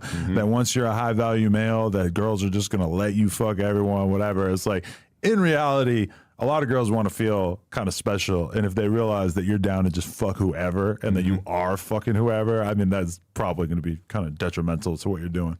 That's what I'm saying. The red pill shit is a fallacy. Like, it's not real. So, like I said, it's going to take a special type of chick. And what's the chances of you finding her where she's like, you know what, like, you're successful, I'm gonna let you fuck whoever you want, and I'm just gonna deal with it. Like, the chances of you finding that is like slim to none. Like, right. Yeah, exactly. So that's an unrealistic approach. The whole manosphere red pill thing, that's why it's like kind of dead. Like, do you really want to live a life of just labeling yourself red pill, manosphere, do what I say? I like 50-50 in my shit. I think it was meant to be a temporary interest, you know, of like, our society sees a lot of that where like the culture or like some segment of the culture gets obsessed with one idea. Like for a period of time, I fucking forget. Like Honduran popsicle seller. This whole thing called New Atheism, and you had the 4 horsemen of atheism who basically just like Christopher Hitchens, Sam Harris, couple other people like wrote books about atheism, and it was this whole Honduran popsicle seller. Movement. The funny part is I know exactly what he's talking about. Had a lot of people writing like really intellectual books about why atheism was a thing, and then a few years later, it's just like, why the fuck was that even a thing? Like you seriously like a big chunk of the world needed to be reading multiple books about there not being a god, like. Seems kind of weird. Like, I don't feel like that shit would really Nikolai, like, it's crazy, right? Yo, bro, you're about to get some content, man. I feel like the red pill and the when he goes live, sometimes I look you're at the about to have some fucking these, content off this dude, bro. Channels and stuff, and people who do the like dating commentary. I mean, like that guy Brian from whatever. I admire what he's doing business wise. Yeah, bro. But I mean, he has a true ability to persevere through having a body count conversation every night, and I don't understand where he gets the ability to do that, because to me it's like, who the fuck cares about talking about the body count thing this much? Damn. Speaking of, I mean, and I understand why it's interesting for sure. I made one reel about it where not sure if you've seen it, but no, I didn't. I made one reel where you could basically calculate a woman's vagina mileage. Yeah, believe it or not. What factors did you use in this calculation? So strokes per minute. So if a chick's fucking somebody for, I don't know, everybody does their own personal strokes. So I did some funny shit where I just basically went like this at my personal speed for 60 seconds. So I would measure like So I'm getting 40 strokes per minute. Thanks for the 3. Calculate the minutes times. Appreciate it, bro. Mr. Solvering donated $3.42. So then that's how many I know strokes for a fact it he's took gonna in talk that about them particular donuts. session. So then you just ask the chick, like, okay, so what's your body count? If they'll tell you. You just basically calculate it based off, it's estimated. It sounds difficult, but it's easy. I mean, it's so easy for a woman to lie about her body count that's kind of part of why I feel like it's probably just not even worth asking most girls, is because it's just so easy to lie that why would you believe anything that they say, right? I feel like every woman should lie about their body count, because if you tell me that if you fuck 30 guys, Mexican jarrito vendor. every time I'm with you, I'm gonna think like, damn, like she's solid, but she fucked 30 guys. Like, so 30 rubs you the wrong way. Like, I had to say 30 because I've had multiple chicks say, "Oh, I sucked 30 dicks," or I fucked 30 guys, or I fucked 15 bodies, or what they really like to say is how you know their line is they'll say, "Oh, well, I had sex with 3 guys and I was in a relationship." New for York 3, empanada, so, munching restreamer. I fucked the same guy for 3 years. Then I met you. I'm like, no, okay, sure you did. So, yeah, the body count thing, it used to be something I cared about, but now it's just unrealistic. Like, I shouldn't judge because I definitely was super promiscuous. The older you get, the harder it is to imagine caring about the body count thing. I think Amazon tribe member. Bro, I'm 40. Yeah. If I were to end up dating a girl my age, it's like, how many bodies is she going to get in like 25 years of... Shit, she'll lie. She'll say she's only had sex with 6 Puerto guys. Rican car shop salesman. Yeah. And I remember one time I had a girlfriend who, she told me basically like what age she lost her virginity, and I knew how old she was. So in my head, and she had a boyfriend for a period of time. So it's like in my head, I kind of just did the math real quick. Oh, you've only been single as an adult for like 8 months or some shit. Yeah. And then she mentions her body count, and it's like 50 or some shit. Yeah. And in my fucking brain, I'm just like, oh my God, she's been like, I forget exactly what it translated to, but it's like, holy shit, that's like her fucking 2 dudes a week for the entire time that she's been fucking, And I know I just fucked that math up, I'm sure, but like, in my head, it definitely made me think twice about it, because I was like, you've been putting in an absurd amount of work on the low. And then you met me, and apparently you just want to be in a relationship. That's kind of interesting. What the fuck did these other 50 guys not have that apparently I have? I got the same issue. I got the same issue. It'll be, I'm the guy where they're like, you know what, I'm going to make you wait, but I also fuck like 25 guys. I'm like, no. That's a bad feeling. Yeah. You're going to make me wait, but I know you've been fucking all these other dudes. Exactly. Yeah. Okay, so what's a body count that would make you run for the hills?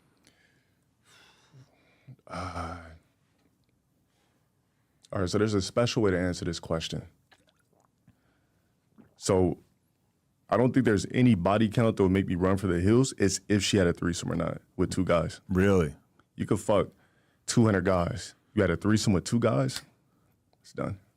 I can relate to that. I had that in my head for a long time, and definitely I've been in relationships with women, including right now, who had done that in their past, and it was a little bit of a thing for me to get past, because there's just something about the idea of a girl being manhandled in that way, and then the wifey category, that it's just kind of hard to square that in your mind. She's got to be a real special, one-of-a-kind chick for me to ignore a threesome, like right. Doing everything right, checking off all boxes, like, and what is the chances that it happen? I mean, yeah. Yeah, I mean, hey, I didn't know that I was going to be capable of getting past it, but here I am. And I feel you, though. But, like, it's also a thing that happens in your brain, I think, as you get older, where it's like, well, I want to do slutty, promiscuous shit. So the girl that I'm going to be in a long-term relationship with is probably going to need to be slutty and promiscuous, and probably that's going to be something that was going on in her life before I came around. So you're just going to have to kind of accept that.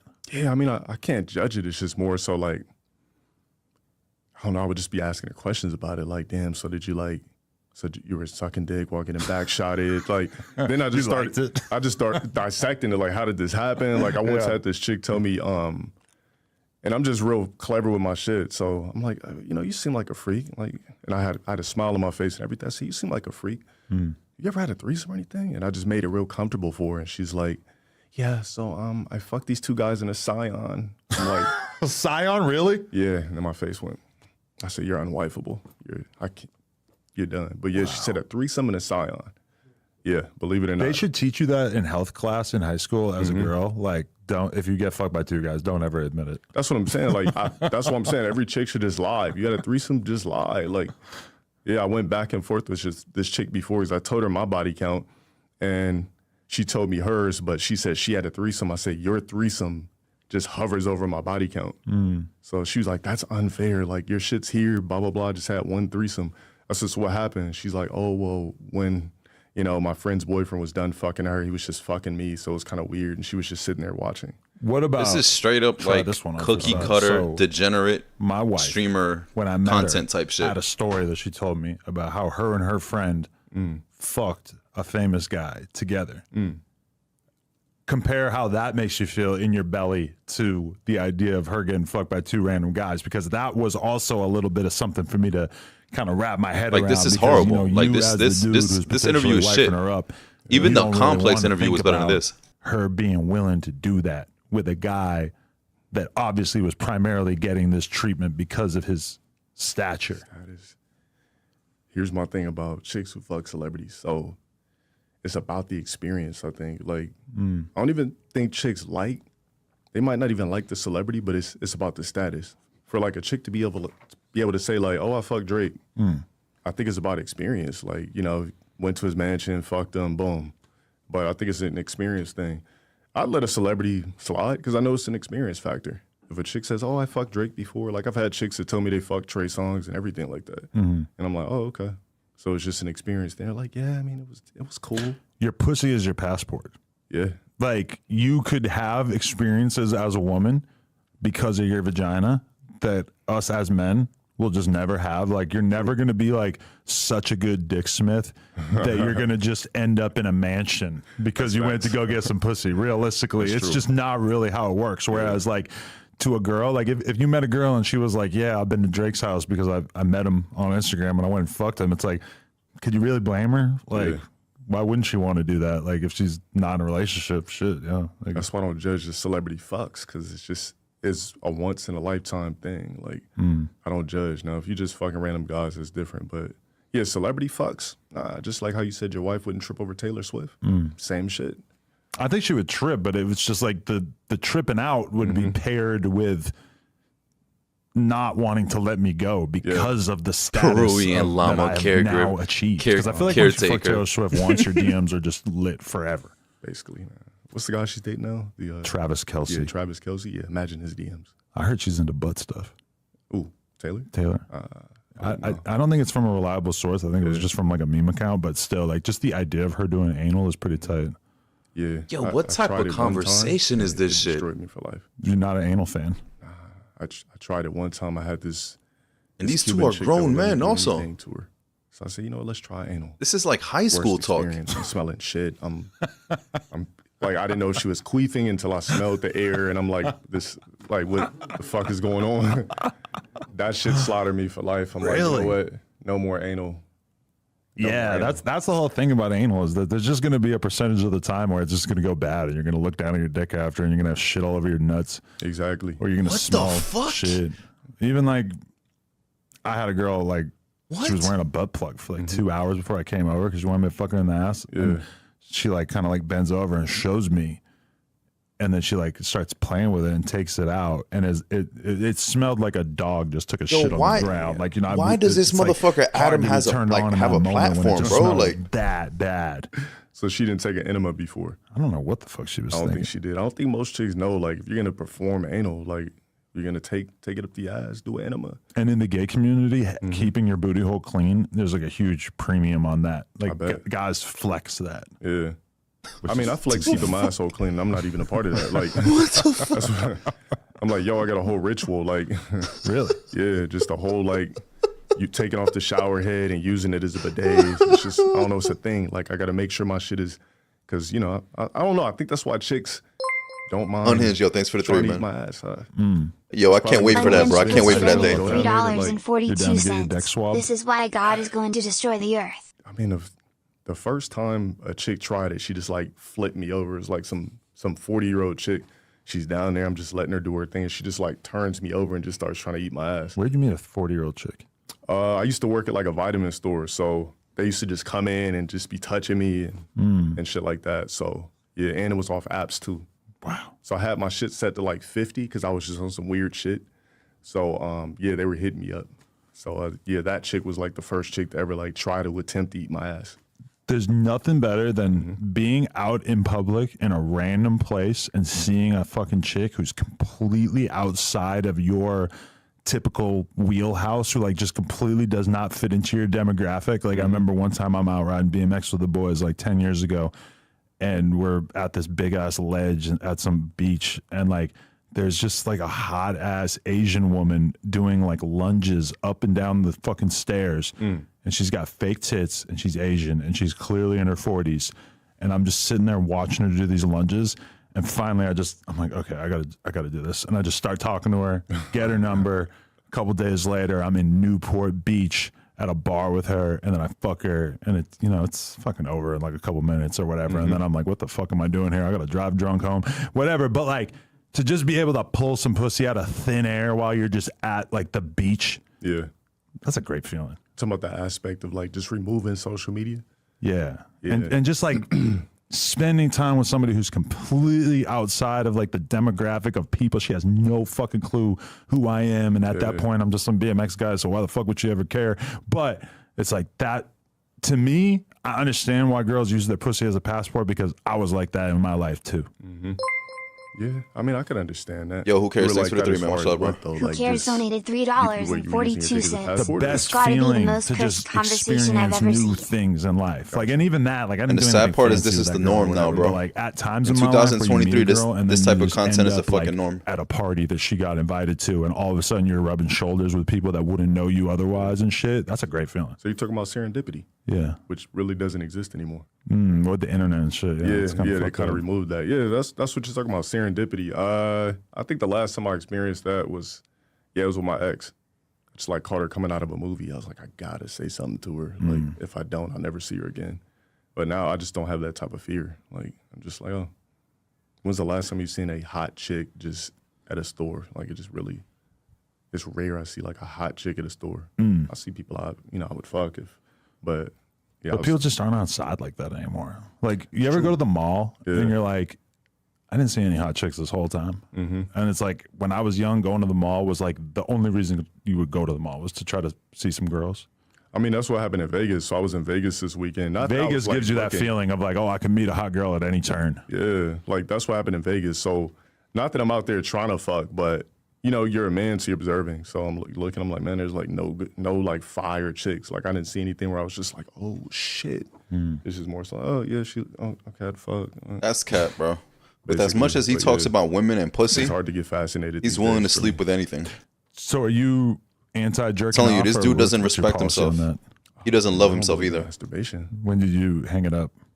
I want to say like, realistically, I want to say 2018. That's when I was just like, I don't know, you ever masturbated and felt angry after? It's just like, for me, it got to a point where I would do it and I would just throw my dick down and be like, get out of here. I'd be angry, like, and just like, clean up and squeeze the tip. But masturbation, I feel like it's for the mentally weak. Like, if pussy's not in front of me or I'm not getting head, I don't need to do it. Because it's just, to me, it's a mental weakness. If I got to take my pants off, well, think about it first, right? Scroll up porn, because I'm not going to do it without porn. That's another porn, cap right there. Find the creamy back shots category. Got to be Latina, right? So creamy Latina back. Yeah, exactly. That's like the key thing. Creamy Latina back shots, or creamy Becky back shots, anything but like something familiar. I got to do that. Get horny. Got to take down my shit. Take down my fucking boxers, then take my dick, then stroke it while watching somebody else fuck. Yeah, so I just was like, nah, I can't fucking masturbate anymore. I think I can go from limp dick, no porn on, to 2 porn windows opened up in the browser and done beating off in like 3 minutes, which I don't think is good. Oh wait, is that you should stretch it out a little bit. Is that Dale's alt in that bitch? Because like whatever you're doing when you Dale's in the chat right now. Training yourself to perform that's his alt. When you do have sex. Yeah. So if you the fucking LTG Daily channel. Yeah, that's him, bro. Yo, Dale, what's good, man? How you doing, man? 3 minutes. To me, jerking off is like you just have to do it to prepare for doing the real thing. I mean, yeah, if you're a fucking performer, or I mean, just if you're just like trying to fuck, like all right, me and my girl were on, we were like filming something for like 12 hours the other day, and early on in the day, you know, we have like a moment where we're kind of over in the corner, like, you know, kissing or whatever, and she's like, I want to fuck you tonight. I'm like, oh hell yeah, like we ain't fucked in a minute. This is like, this is a high school conversation, man. And this is the reason why people gravitate towards this channel. I jerked off in like 3 it's some high days. school shit. Yeah. And I was just powerless. You know, I only had 2 minutes worth of fucking in me. Like I couldn't hold it together. So to me, jerking off is like putting in reps so that you're prepared when it's really time to. But then the nut isn't that intense though. If you already, for me, I don't know. For me, it's not as intense if I do it first. And me, I like to imagine different shit. Like this is fucking crazy. This is groomer shit right here. Different, or I get in a certain position where I can control. Now, if a chick's riding me, that's a different story. I see you as like a hentai guy. No, just that shit never did it for me. Like, you know, I don't get it either. Like ads pop up where you see like creamy back shots that is animated. Nah, that's never been my thing. Nah, I was always a porn guy. Yeah, I was always a porn guy. Like, and I remember when I first discovered my first tape, I was like 12, and I was just like addicted. Like, Dale's in the chat right now. I think the most I ever masturbated. He's literally in the chat. Was like 9 times a day. My shit was coming out like oatmeal. And I was just like, oatmeal's super chunky though. I feel like it gets less chunky as you go. Yeah. So by the ninth nut, it should be like water, damn near. This is disgusting, sorry, bro. everybody. This is nasty. Wishing we would talk about something else right now, but we got to get some of the shit out of the way. Yeah, it took me like, I think I finally beat the addiction of porn. Man, I don't know. I want to say like the magic number 2018. Really? Yeah. And so now there's nothing that could get you to the point of having to beat off? Nah, maybe like, I'm trying to think if I could just think of something like maybe sleep. Like if I just really needed sleep and I just couldn't get there no other way. Yeah, but I would still be angry. I'd still throw my dick down after. So yeah, going to sleep is like the best excuse to beat off. Like it's just, that's what I used to do. That's what I need is to just clear I my own mind, you stalkers. Keep trying to get to my level. You see, bro, what the fuck did I tell you? That's him. That's literally his channel. I'll be scrolling Instagram Dale, and see bro, a what's girl good, man? And be like, what's good, Dale? How you doing, bro? You chatting now, man? I'm not going to be. That's literally his fucking channel until I jerk off looking at her on the internet. What's up, Dale? Oh, so you would do it without porn? No, I'm like timetabling it. Like, I have to beat off to her OnlyFans or her Pornhub search results or whatever at some point. Like I just got to get it out of my system. Yeah, I got to the point where I could only get off to myself, so I would make sure I recorded the creamy bag shots. Really? To watch for later when I was on that type of timing. So I would just watch myself fuck a chick. And yeah, that's what I liked. Does it feel kind of gay to watch another dude fuck a chick, or? I mean, in a category, it could seem sus. That's what kind of stopped me from fucking with porn, because I was like, damn, I'm like watching somebody else fuck, but I'm still looking at the dick fuck. So in a sense, like, damn, is that shit sus? So I stopped. I've had people tell me that the thing that fucks you up about porn is you're getting off by watching 2 other people fuck.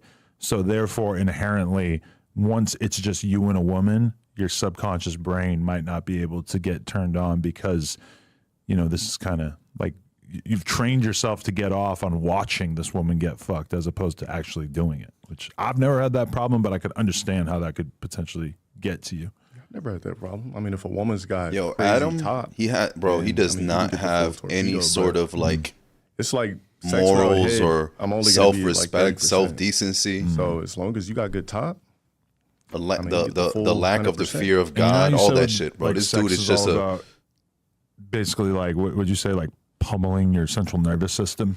Yeah, like as far as not fiending for it. Right. I feel like the average guy is gonna think about sex like tremendously unless they fuck a lot of chicks. Like I think that's the power of a dude, is just not being controlled by pussy. A woman will respect you once she can tell that you've been here before. Yeah. It's not that big a deal to you. You don't really care that much about fucking her. That gives you so much more leverage and power over the situation. Whereas I feel like I missed out on a lot of ass throughout my life because the woman could tell that I was down to fuck whoever and that I was thirsty as fuck. Yeah, see me, I got into a psychological thing where I like to frustrate a woman before we fuck. So I'll sit there and watch 3 Netflix movies with you, and not make a move to the point where chicks be like, wait, are we gonna fuck or what? So that's the way I like to do it. I don't know. I like the feeling of a chick wanting me. Like I'm not making a move. That's why I could never get into the prostitute thing. Yeah. It's like, I don't want you to begrudgingly fuck me because I gave you $100. Yeah. I want you to want to fuck me. Exactly. And that's why porn is almost kind of weird, because it's like, do they want to fuck me or not? I don't know. They're doing it. It's a job. I really have no idea. Yeah, it's a job. It's basically, let's do this transaction. Like, I fuck you, you get paid, boom. But nah, that's how I like my chicks. I like aggressive women. I always have like aggressive chicks to throw me against the wall or just take my shit out. That's just, I don't know. I saw this thing on Twitter the other day, and it said, women cannot stand the fact that that guys, when faced with these two options, would choose one over the other. And option one was like a career woman who has her doctorate and has written 5 books and is super accomplished in that regard, or a woman who takes care of the house and the kids and has food waiting when he gets home. Mm-hmm. And that really made me think, like, which one would I prefer? And would you really, like, how much would you really care about your woman's career if she was super successful like that? I mean, I guess it's good to respect her career and everything, but ultimately, if that's going to basically mean that she's farming out the parenting duties to a nanny most of the time, I mean. I would say some of the most boring sex I ever had was with, like, a super successful woman. Really? Yeah. Well, I couldn't psychologically get past the fact that she made more money than me. But then on top of that, it just seemed like she was so business orientated that she just couldn't do shit. She didn't know how to give head. She didn't know what positions. I'm like, bend over. She's like, well, how? Like this? She just wasn't there. But if I fucked like a chick at Target or Walmart, it's probably just going to be some fire. Like, she's going to have crazy top, different type of positions. The 22nd girl that I fucked, which I remember just because I remember it was like on my 22nd birthday, and I am Adam 22, so this all really kind of stood out to me in my brain at the time. Like, whoa, this is crazy. This girl worked at Staples, which I didn't know until the next morning when I saw her getting out of bed and putting on her Staples uniform shirt, which at the time really kind of turned me off. When I think about it now, it sounds kind of hot. Yeah. Like, damn, you got a normal job? That's great. I'll never meet a girl that works at Staples these days, but yeah, she was a demon. Mm-hmm. Yeah. And I'm like, it's like she's working at Staples. She got nothing else to live for. That's what I'm saying. Like, that's what I'm saying. A woman like that's super powerful, they feel like they won't have to prove that much. Yeah. This is so corny, bro. It's like, your dick is good. So corny. Just lay me down missionary, like no back shots. But when I talk to these porn girls and stuff, a lot of times they've got the dominatrix stories about how these dudes who are super high-powered, famous CEO makes millions of dollars a year, and they just want to get tied up and get their nuts stomped on. Oh, man. And I don't get it. Like, I don't think no matter how, if I became a billionaire, I don't think that would appeal to me. Nah, I wouldn't fuck with that. I'm not into the whole dominatrix shit, a chick pulling my hair, or beating the fuck out of me, like...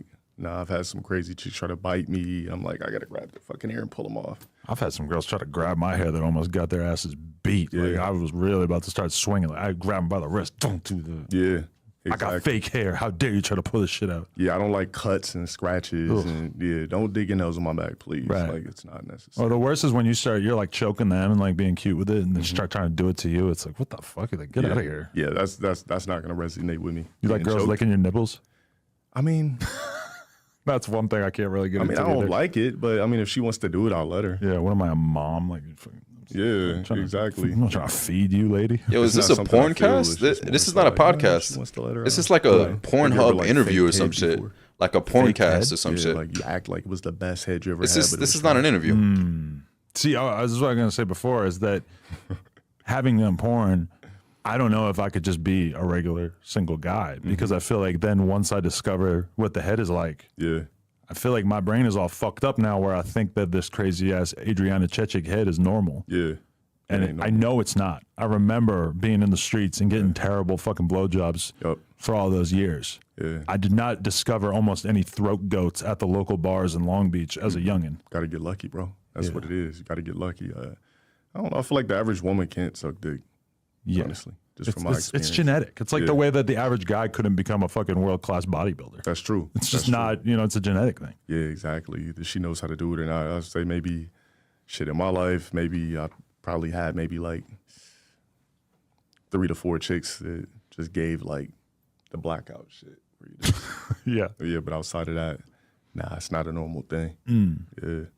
Yeah. And even in the porn world, there's some pretty bad top out there too. It is? Yeah. Damn, I thought everybody, I mean, from what it looks like on camera, everybody basically is an experienced superhero when it comes to. Sometimes it looks good on camera, but then in reality, it's teethier than it looks. Yeah, if it's teethier, it fucks up. Yeah. Also. Talk to me about brawly legs. Who put you up to that? I know this was many years ago. No, because that's a weird thing about you, and we can talk about that too, is that there's all these documentaries about you. Yeah. And it's like I watched one, and then I went to watch another one, and it was like exactly the same. And I'm like, holy fuck, like these have like a lot of views, and they're exactly the same. That's kind of crazy. Yeah, I call them speculation stints. But the whole brawly leg shit happened. It was basically through Street Fighter. So me always would think of the most wild shit to say about somebody. So it's strategic. So I was playing on Twitch, man, this is like 2015, 14. I'm playing the game, right? He comes on my stream trolling. I'm like, all right, whatever. He beats me. He goes on Twitter like, yo, lowtiergod, I could teach you, I could coach you how to play Street Fighter. So me, I just dig into my nostalgia bag. I'm like, you know what? And I look at him, and I just dig into my nostalgia bag, and I say, you know what? Krang. And I just went on Twitter, and I was like, called him Krang from Ninja Turtles. And I just... The brain. It's like, yeah, it's like... Bro, you called him Krang before everything. Yeah, what is he talking about? So, man, Twitter went crazy over that. You literally called him Krang before anything. To this day, I still hear about it, you know, obviously. But yeah, to this day, I still hear about it. See, my thing is like, because I recently got in a little beef with a Chicago drill rapper, and he like dissed me. But this is a straight dude up who, line got right now. shot in the head and like shows signs of it. So I immediately went to that. It's like, you know, which I understand, you know, it's kind of a low blow or whatever. But it's like, I just feel like if somebody has like something clearly wrong with them physically, people then are not able to perceive the fact that you dissing them is not any different than them dissing you. And like, yeah, granted, if you were to just go from nothing to dissing Krang or whatever, like that would be offensive. But if there was a reason for you to be attacking back, you got to work with what you got. And a lot of times a disability is what you got. That's true. Everything's rebuttal. Like anything you see me say on the internet is rebuttal. Like I literally am responding. Somebody just got in my chat, you know what, I'm going to fuck your mom. I'm going to do this, do that, do that. Like, nah, everything's been rebuttal. Like any clip you see is the clip and the context is somebody in my chat saying something and I just say some shit back. Yeah. So if I do it now, it's more so just for entertainment. Like I don't, man, people say shit in my chat 24/7, but I just don't really respond like that anymore. I like just for wow factor and nostalgia, I'll just pick something out and say something. That's basically it. But everything, I used to respond to every fucking thing. That's where the clips came from. Yeah, I respond to everything. Right, because the more popular you get, the more impossible it is to actually have those reactions to. Yeah, man. You can't defeat the internet. That's one thing I had to learn. You can't defeat the internet. Right. Yeah, once you're there, that's basically it. It's a sealed deal. Right. What it's kind of like a big conversation in the culture these days, but have you ran into problems with people being offended by your statements and opinions on trans people? I mean, it got me banned like in 2020, March 2020. On YouTube or? Nah, just like from the community, like with the gaming company Capcom. Oh, really? Like, so yeah, I'm like banned from EVO, which is like a big gaming shit at the end of the year. And what did you say that got them to react this way? I didn't know Capcom would be on that. Yeah, so it went viral because so the person was trolling me in Street Fighter or whatever, and you know I was still on my hothead shit, and I basically told them to basically they didn't go through the full surgery. You're not a real trans. Snip your shit, morph it and, you know, shove it in your shit, turn it into actual pussy, basically. And that shit, it went viral for the wrong reasons, and I got banned from like anything that you can compete fighting game-wise. I got banned for that. Right. Yeah, so, you know, years later, I'm like, yo, it's 3 years. Am I still banned? Like, I got fans that want to see me. Like, I don't care about gaming, but I would like to pull up just for fans. But, I mean, I would say I didn't get flack as bad as I thought I was because I already knew people who were trans. So they knew me already, and they knew I was just like fucking around through some Street Fighter shit, but I just was off the hinges. They were like, I've interacted with him. I've like talked to him at an event. Like, I'm trans. Like, he's never shown those type of signs. So to me, that opinion that you expressed there is kind of like a sort of nuanced one that doesn't really seem that offensive. It's like, trans people, from having my conversations with them, I realized that like they very much judge other trans people based on how well they pass and how sincere their effort to appear like the other gender. That's it's not that out of the ordinary. Dale's Dandruff. Like it would be impossible. Thanks for the $5. Much love, bro. Trans Dale's person having Dandruff that donated statement and saying, $5 since you're here. Sup, Dale? get your fucking You dick still chopped going to off if high you're really schools about that looking for life. girls I mean, if to you're groom? trans, you could say that. Are you but still if you're scared to not, run some because you're too random black afraid to guy break just your yelling, legs? you know, it's gonna Dale, be you looked at still all a type bitch of ways. ass. But Whole ass. I mean, I even have Scared trans ass. fans. Ass They're nigga. like, oh yeah, I'm a There. big fan, blah, blah, Stay blah. free, Dale. Appreciate it, bro. So it never really stuck. Like, I was never really labeled like transphobic because people knew I wasn't transphobic. They just basically seen one little thing. Did Capcom relent and let you back in? Nah, not yet. I tried to get unbanned. I was like DMing hella people because I was trying to go to Evo last year just for fun. And shit, it looks like I'm still banned. Really? Yeah, so. Oh, damn, bro. He's in the I'll chat. try Look at again this. next year and we'll see what happens. Do you facts. think the fighting game Finally you realize that actually shit, Dale. is woke, or is this like a company with power over the community basically Carl, trying it to is, bro. enforce an ideological thing on these unwilling participants? I mean, it's more of a code of conduct thing for them and an alienation issue. Like, in the fighting game community, there's a lot of people who resonate with, different labels. What do you call them? I don't know. They, she. Pronouns. Yeah, and whatnot, pronouns, yeah. yeah. So there's a lot of people that resonate with different things. I guess I could see that because people who choose to sort of like submerge themselves in this fantasy world and play this game and stay in their room all the time quite often might be the kind of people who have a hard time fitting in the real world. Is that would that make sense? That makes sense, yeah. Like, a lot of people basically don't go outside. He's literally talking about Dale. Yeah, there's a lot of people that just watch people stream. Like, I only watch people stream for homework. So if I'm watching like He's literally describing Dale I right only now. watch knowledgeable shit now, but I'll tap into Kai and, just to see what he's up to. Like, I do homework, like I study the game, which is why I guess while I'm able to flourish a little bit, while like there's so many bigger people in the game these days, I'm like, damn, you guys are still fucking with me like damn near 10 years later. Like, what am I doing? They're like, man, you're just true to yourself. Yo, who cares? Thanks That's for the the 3, weird man. thing Appreciate about it. becoming successful for making cares? content Only is that it becomes $3.42. very, very Dale, difficult you're for you such to a like bitch, you really won't have catch the that fade. much Stay time free. to consume other people's content, and your style of consuming it becomes different. Where it's like, I could never imagine watching an entire academics 4-hour fucking stream. I only am able to engage with the clips because it's just like I'm usually busy all fucking day, and I would like to be like more of a normal content consumer, but instead I like kind of have to be like real careful about what I'm willing to spend an hour listening to because of the fact that my time is, in any given week, if I'm doing 4 or 5 interviews, that's at least a couple of hours per interview that I need to spend getting ready for that interview.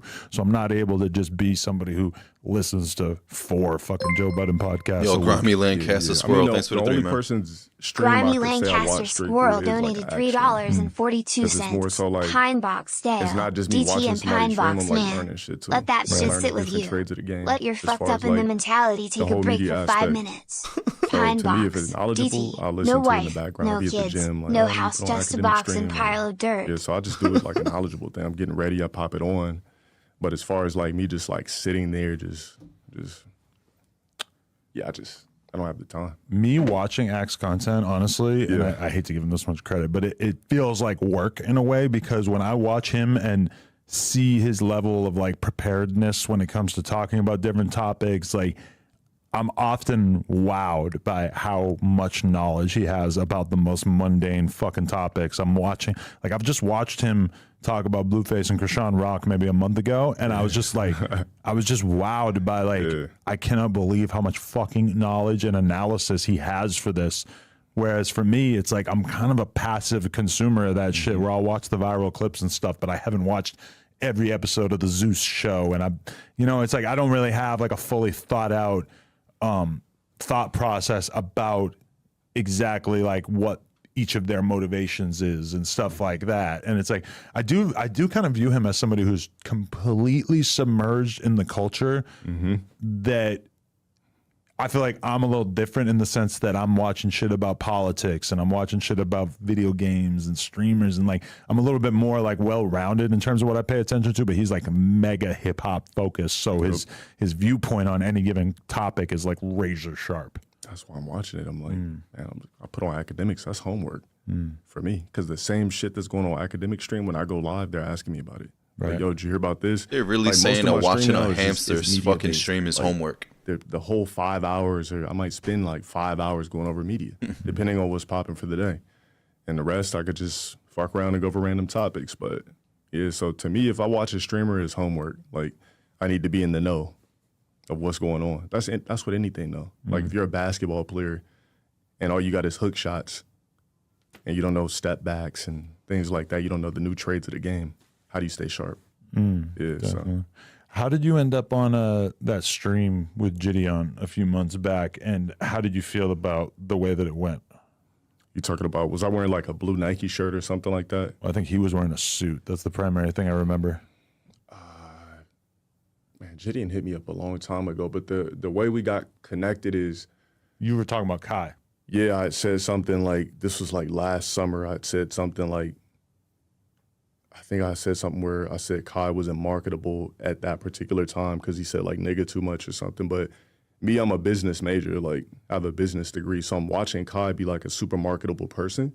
But I'm thinking like, damn, he could be this much bigger if he like marketed his shit different. Even though I wasn't on his level or I'm not on his level at all, I would watch his content and be like, man, like he has the capability of doing this and that if he just didn't do this and that.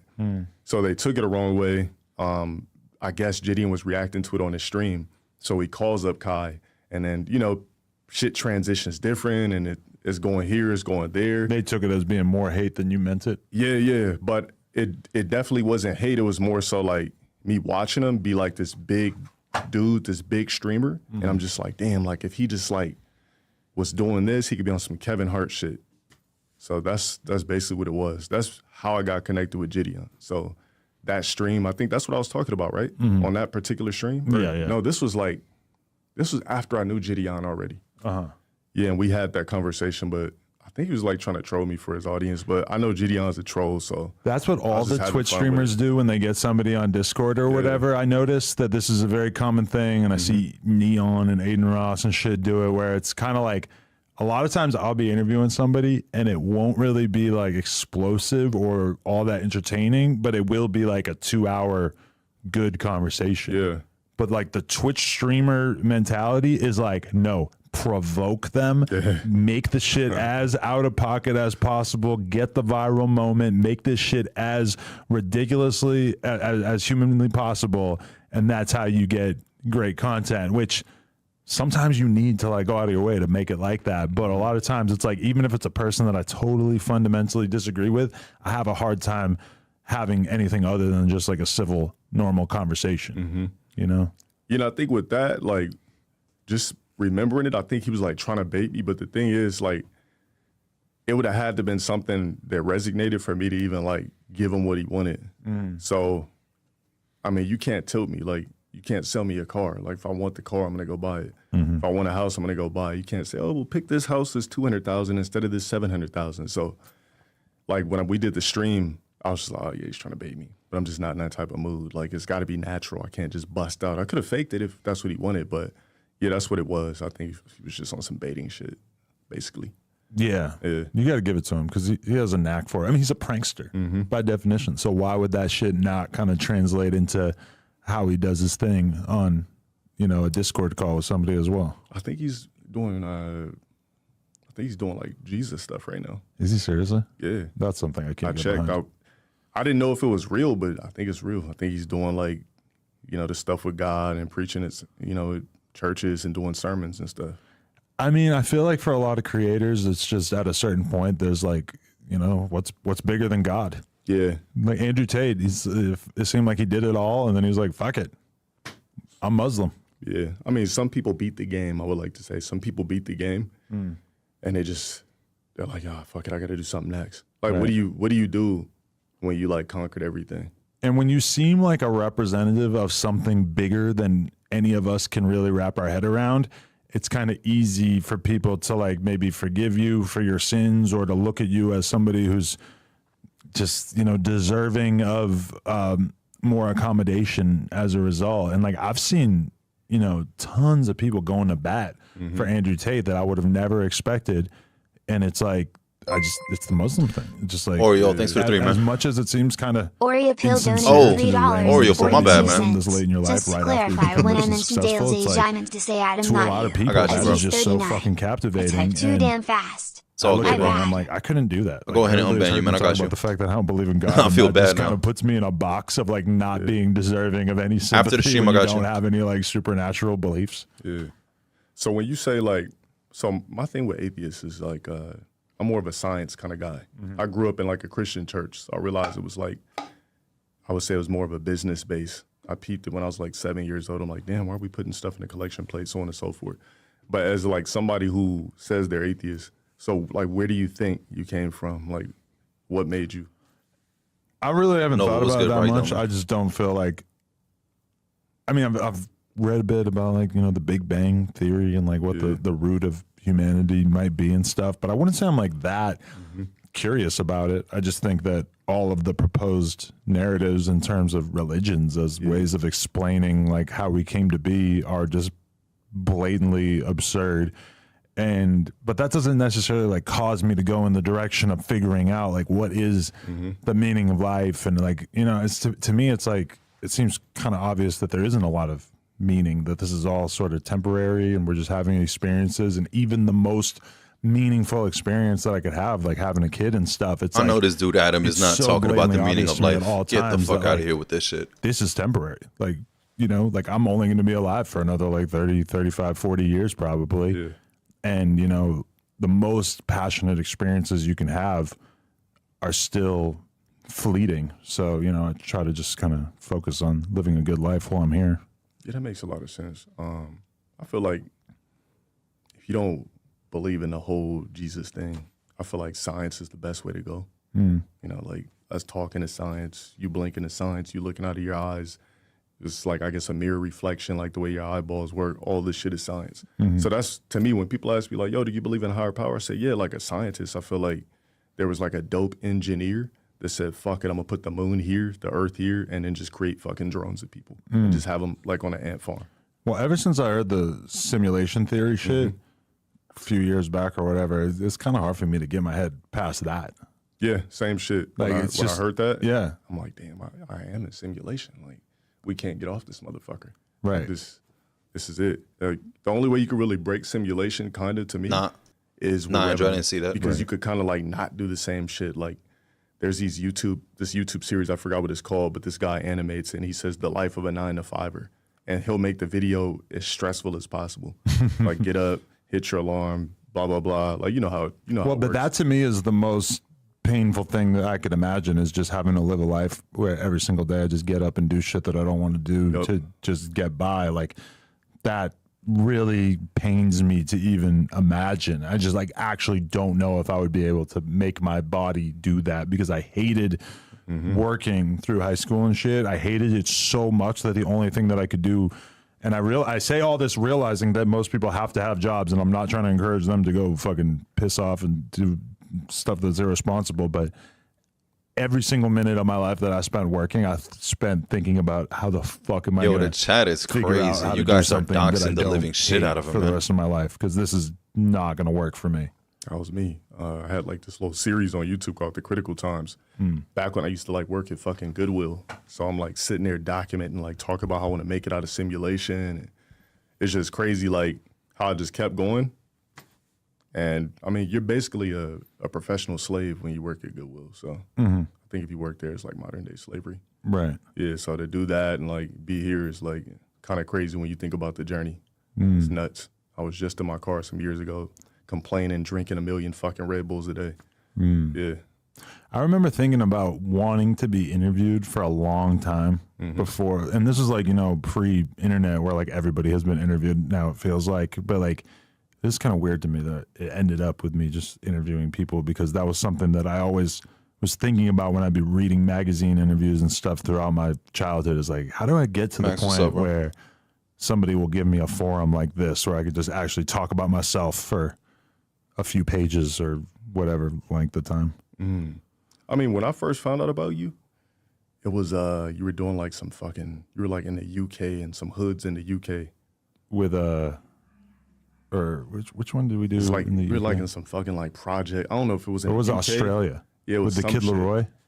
Was it that one? I don't know, but you were like in some, it was like some big ass gray buildings. It was so many fucking years Crimson, ago. that's the point, bro. It's Yeah, for I content. think you might have been bald back then. Yeah. Yeah, so were you really interviewing people back then, or you just kind of like went places and just talked to people? No, yeah, I've been doing this since like 2015, but definitely always kind of did a good amount of, vlog type stuff and everything like that too. Yeah, that's when I tapped in, when you were like more like vlog based and like less interviewing thing. It was more so you just went around, then you would talk to people. I remember I went to Long Beach, which is like, a 40-minute drive from here, and did a vlog in basically the neighborhood where I lived when I lived in Long Beach, in hanging out with this dude, Stupid Young, this Asian Crip rapper, and that got like 10 million views. And when I look back at that, I'm like, why didn't you keep doing those? Like, why did you just get 10 million views in like 2 weeks off of that video, and then you just didn't keep doing it? I'm like, and then I see all these other people like going crazy viral, just doing videos, going to people's neighborhoods and stuff, and I'm like, you really should have jumped on that opportunity more. I mean, you could always go back. Now it'll just hit even more. But now it's a little bit more played out. Yeah. I mean, you mean saturated too? Would you say it's oversaturated? Yeah, there's just like so many people doing it that I feel like it's not as enticing to people. Shit, I'll watch them. Yeah. I'll pull them up and we'll watch hood vlogs. Like, to me, it's interesting just to see what people are saying. Okay, there's been that whole conversation taking place with H3H3 and XQC and shit like that about the reaction streamers and about if it's ethical to basically post up on stream reacting to shit for, an entire day in the case of a lot of these streamers and stuff. How do you feel about that? And do you ever have any kind of qualms in your head where you're like, fuck, maybe this is a little too low effort right here? I mean, nah, because that's what my audience expects from me now. So I'll look up and I'm streaming for 5 to 6 hours. And they're like, keep going. We got more topics for you. We got more reactions. Like, that's the new wave. The new wave now is like just chatting and IRL. I feel like IRL is a fad in a sense, but just chatting is like, I mean, if you watch big streamers, like you watch Kai or any of these guys, they're more so like just chatting, and I might tap into a game, or I might sit here and fuck around for 5, 6 hours, 7 hours, just chatting, reacting to videos and looking at shit. I feel like that's just what it is. Like, believe it or not, people are entertained by you reacting to shit. Yeah, that's what I think the wave is. Like, what are we supposed to do? But do you ever feel like, if you have 10,000 people watching, or especially I feel like people get kind of offended by it when there's like a VOD of, some documentary that somebody put their fucking life's work into, and then XQC re-uploads a 2-hour video of him reacting to it and he's barely talking the whole time. That just rubs people the wrong way. So you're talking about basically making it into YouTube content? Yeah, or even just doing it, because it's like, even if you're doing it on stream and you got like tens of thousands of people watching you, I mean, like, is that 10,000 people who would have watched that piece of content? I mean, realistically, no, because they probably wouldn't even know about it. Yeah. But it also sometimes doesn't really sit right with people. I mean, I feel like that's just what it is. Like, to me, that's always been the internet. The reaction thing started, I want to say, with like music reactions, honestly. Like, at first, you would only see people react to music. That's what's good, bro. Now you're seeing people react to media. What's viral this, what's viral that, media, hip-hop media, regular media, what happened here, what happened there. So, like, if I had to just get on stream and fucking play a fighting game every time I went live, I probably wouldn't want to go live. Right. Like, the whole point is being able to freestyle your shit with some sort of structure. Like, some nights I'll write down everything I'm gonna go over, and then I'll freestyle the rest of my stream. And then some nights I just freestyle the whole shit. So, yeah, just chatting and looking at other people's content. I mean, we're plugging you. That's how you found out about me, right? Everybody was just uploading my shit, reacting to my shit, looking at it. Right. That's the name of the game. But even like, I watched H3H3 and Hassan argue about Israel and Palestine. And they both cried, which was kind of mind-blowing to me. But I watched that, and then afterwards I saw Destiny uploaded a full reaction to it, and I was just like, oh, like, I could have watched that shit and got his perspective on it too. As a big Destiny fan, I would have probably really enjoyed and would have, you know, saved a lot of time, because it's not like I can watch that video and consolidate it just down to the stuff that Destiny said. Yeah. It's like I would have to rewatch the entire thing, which I definitely do not have enough time to do. So it can be kind of weird as a consumer to have to make those decisions. Like, I don't think I ever need to watch a Fresh and Fit episode. I'll only watch somebody reacting to it. Yeah, that's no the offense, thing. guys. It's a shortcut. So it's like you could watch that original shit and you could scan through it, or you could watch my juicy shit where I'm going over the particular topic that went viral, or I'm going over Hassan and H3H3 cry, and I'm gonna react to them crying. I'm still pushing out Hassan. I'm still pushing out H3. So I'm still plugging you. I don't think it's a big issue. Like, there's probably gonna be a million people that take this and clip it and do whatever, but now they know about No Jumper. Yeah, now they know about No Jumper. So I mean, it goes into playing on the internet, and you get to take a shortcut.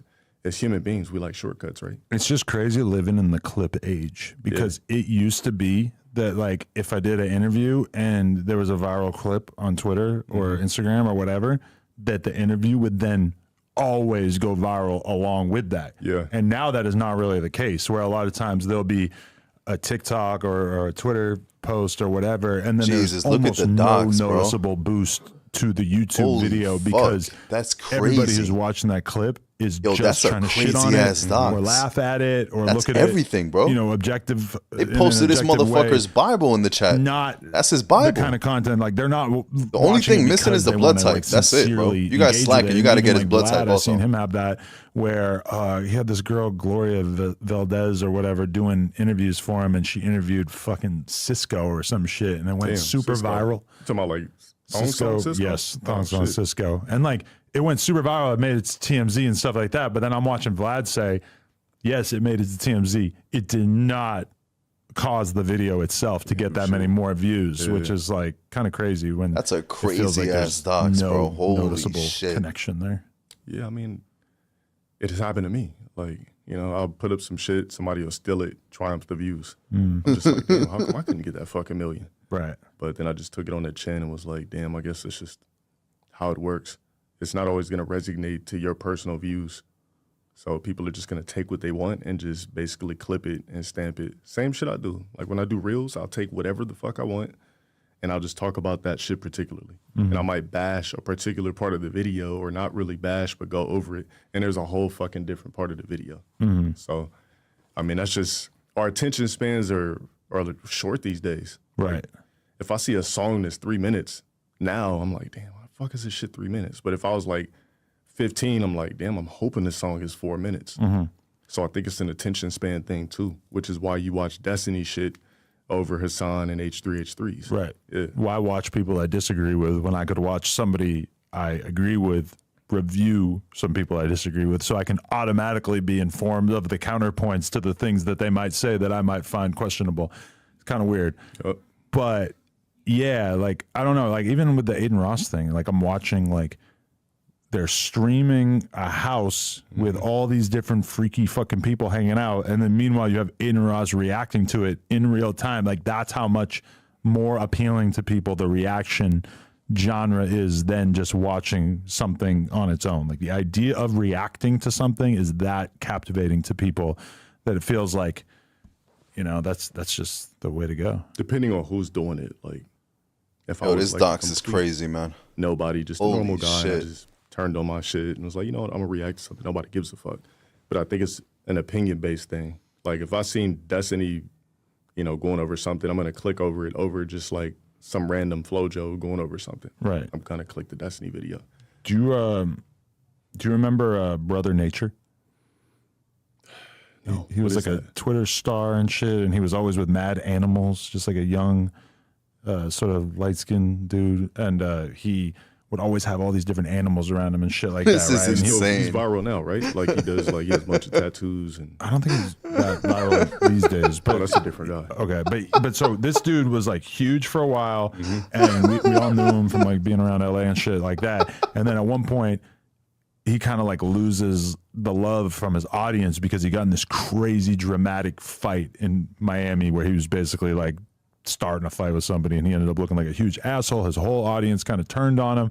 And so he didn't do any interviews for a couple of years, and then I did an interview with him.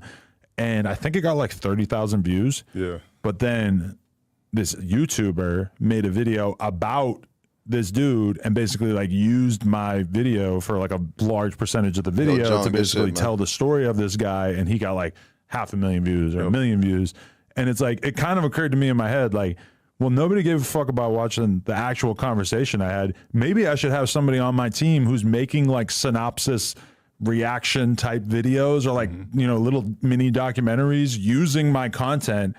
And then that will just basically act as like a promotional tool for the full length content. Like maybe the desire to have like reaction style content is that strong that as a company that makes like mostly original content like that, we should have like in-house reactors or YouTube video essay creators, which is the other like crazy genre that has really emerged on YouTube the past few years.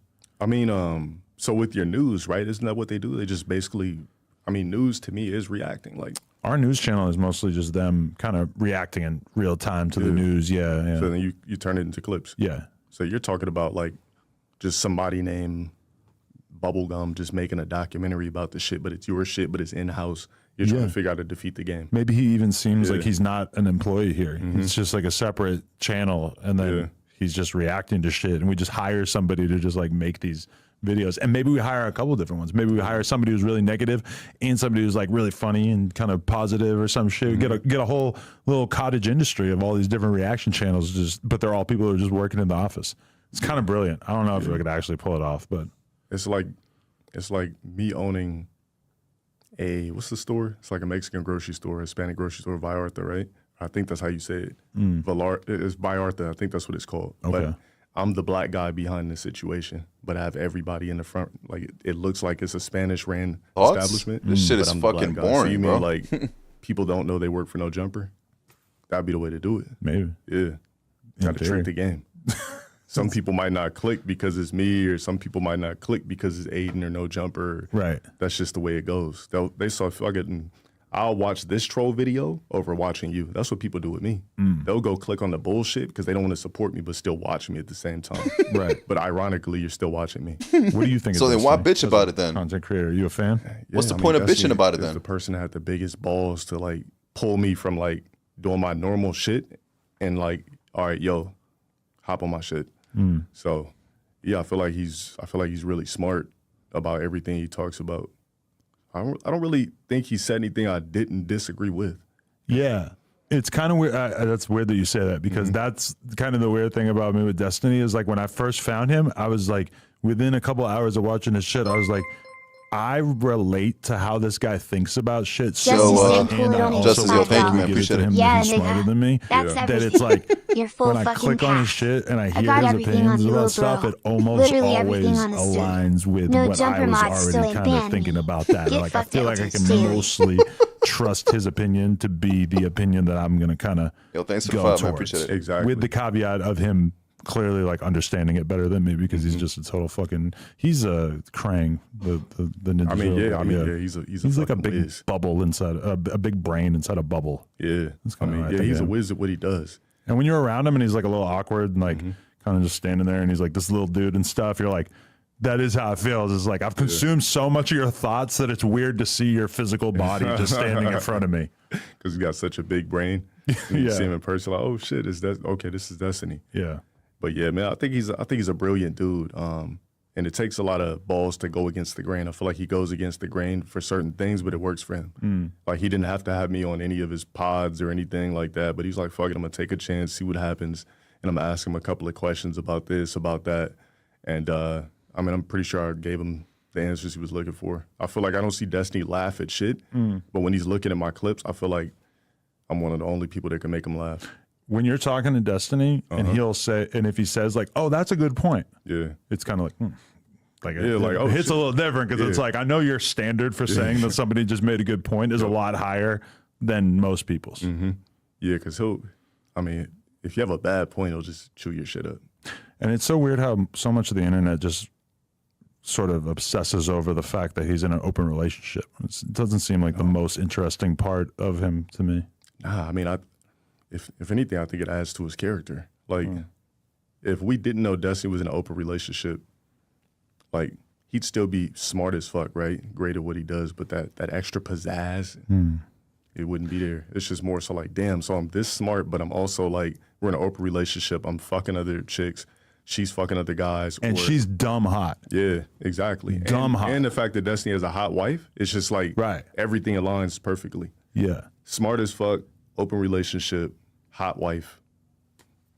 It's just a little too fascinating for normal people to just be like, oh, okay, yeah, this fucking guy who sits on his computer playing these weird games all day has just got this smoking hot wife. It's just like, that's too much. People need a little bit more explanation, right? And she's foreign, too. She's not just a normal. She's Switzerland Swedish or Sweden or some shit, Yep. So, yeah, that's what makes them unique. Sometimes it's just certain little things and key points that make somebody unique. You can't just be one. You got to be multiple entities. Right. Yep.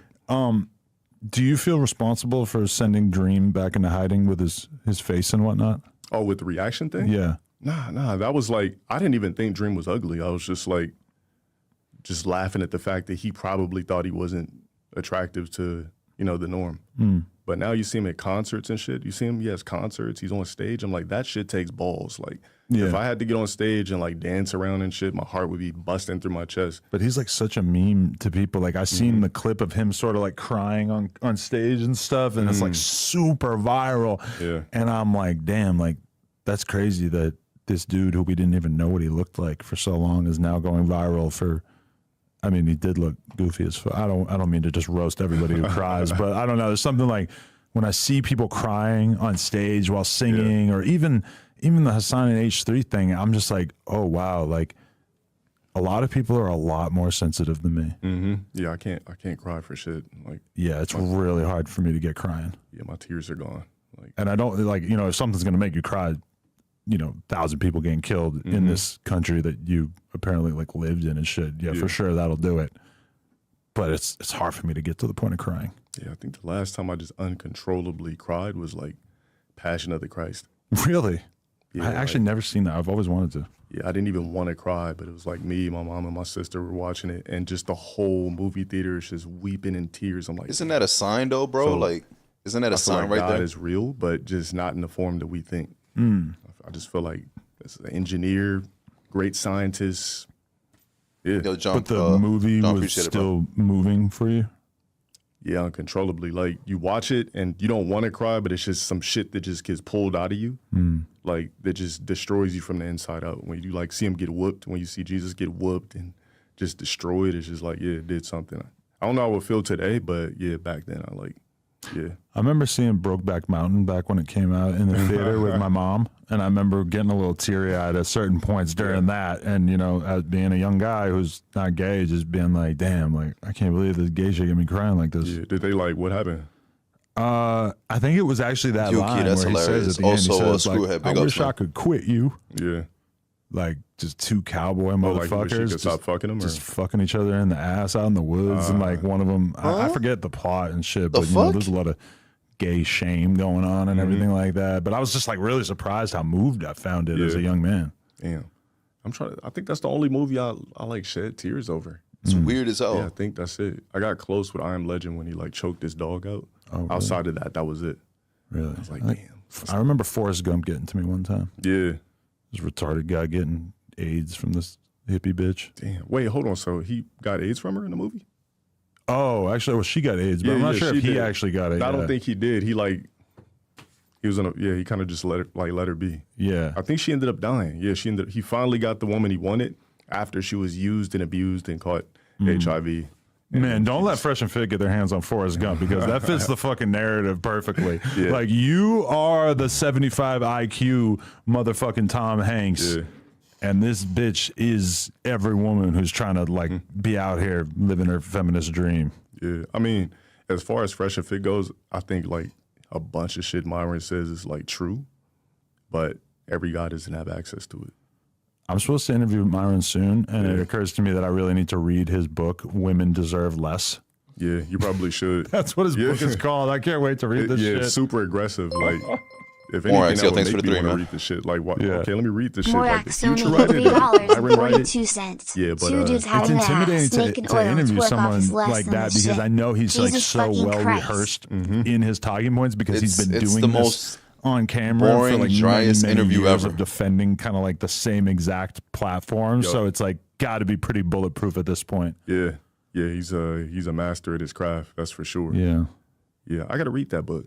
Women deserve Women less. deserve What less. an amazing title. Yeah, I got now I want to fucking read it because I never knew that's what the fuck it was called. Right. Women deserve less. And I already know that he's going to have an explanation of why women deserve less that will actually be like hard for me to argue with. Because when you think about it, it's like, I mean, guys will do literally anything to get laid. So I guess it probably does make sense that women deserve less than what they get on average in relationships and stuff because guys are so unbelievably thirsty.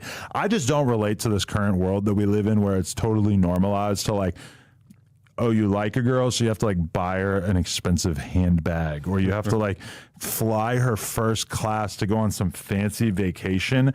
Never did I ever live in that fucking universe. I've been to that. Like before or currently, you know, obviously married, so it's like we go on vacations and shit like that. But you know, that just when I see people I know who are like trying to like keep up with this cool Miami fucking lifestyle of taking girls out on boats and shit, I'm like, no.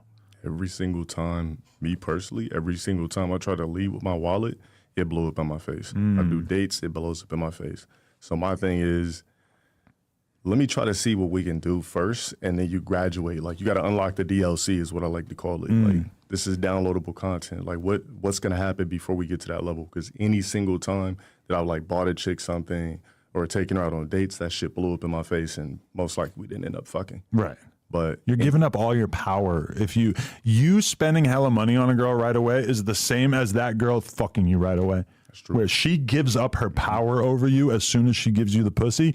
And if you spend a bunch of money on her right away, it's like, well, what more could she possibly want from you besides more money? Facts. That's facts. That's funny you say that. But yeah, that's true. Because if I hit and it's mid, now I don't got to talk to you anymore. Yeah. So if you get gifts out of me, I'm giving you everything. Now the high is gone. It's called burning out your resources early. Totally. Yeah. I mean, to me, like dinner was always kind of like the default in terms of dates is like, if I meet a girl and I'm interested in pursuing her at all, we'll go to dinner. Because dinner is like too much, man. What, it's like $100. Maybe you get like a nicer dinner. You spend like $200. You know, that to me always kind of seemed reasonable. And I always felt like the girls were pretty oppressed by the whole dinner thing just because a lot of guys wouldn't really take them. But also like the bar. Yeah. Like there was a bar in Long Beach that I went to like every night for a couple of years in a row and had like a different girl from Tinder at the bar. Yeah. Like over and over and over. And it's the same employees every night. Yeah. And they're just looking at me like, bro, like you have a problem. Yeah. What the fuck is that? Like you're here again with a different fucking random girl? Yeah, Tinder. That had to be like hella years ago. Yeah, that was a wild part of my life. That laugh is so fake. The laugh that he does, random shit. I can see through that laugh, bro. Yeah, I mean, I haven't been on the apps in really like 3+ years, but that's how it was. It was like bots or it was like chicks that don't respond or trans. I know all the porn girls I know just get banned from Tinder and shit because it's like there's so many people scamming and pretending to be them using their pictures that they just can't survive on the platform, which is pretty crazy to me. So they were trying to like find dates? Yeah, just trying to find dudes on there, but like there's so many people pretending to be them that their faces get flagged as like impersonators automatically, I guess. Damn, we live in a fucked up timeline if chicks that are porn stars got to be on an app to try to find. Well, they're trying to find more of like a normal thing because when you're in the fucking porn world, these guys are like a certain type of dude, and a lot of times girls are trying to find like a more normal dude. This is basically a porn podcast, sometimes the girls bro. will tell me that exactly what it is. A couple of dates to tell the guy they do porn, and I'm like, wow, that's quite the reveal that you're like waiting on there. I feel like you should just get that out of the way. I feel like depending on how thirsty the guy is, JC, of course he is. Right.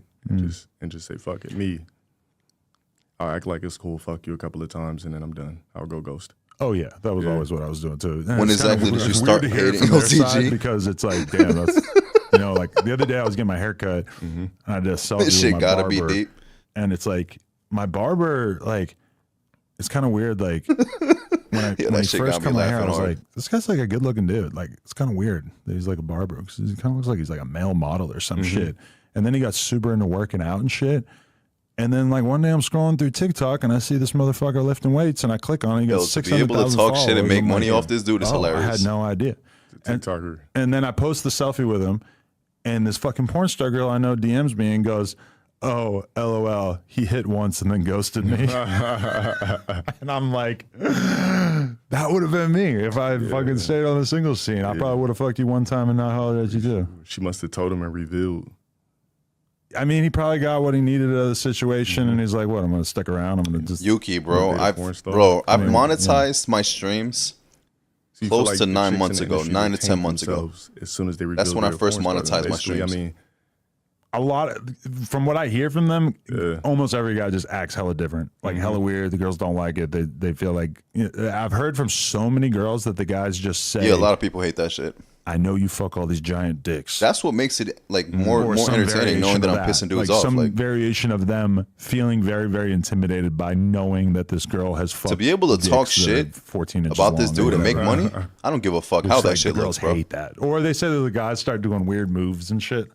Yeah. And like trying to like really get their fuck on and like fuck them for 45 minutes or whatever it might be. Damn.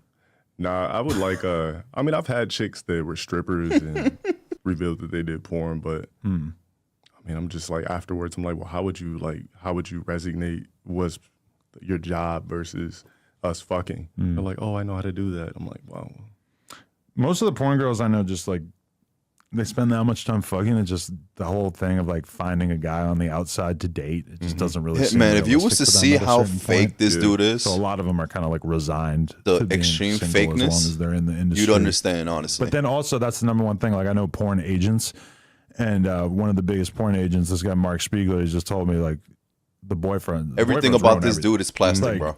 Anytime a girl 100%. gets a boyfriend, he just knows that they're on their way out the door. Damn. Like, because at a certain point, if the relationship gets serious, number one thing, they're going to stop doing porn. So for him, it's like, as soon as the boyfriend comes into the picture, his investment is slowly getting fucked up. That's what I'm saying, but bro. It's also kind of hard to tell a girl, like, I don't want you to work. I don't want you to fall in love. Yeah. I don't want you to have anything like that with these guys because eventually they're going to probably take you away from the business that we're doing, which is weird because it's like if I was managing a bunch of rappers, if they get married, that's a good thing. Also, Oreo, after the shame, I'll unban you, bro. Yeah. I got you. I mean, I feel like, speaking on that topic, I remember I looked up, what's her name? I don't know if you ever heard of her, Isis Taylor.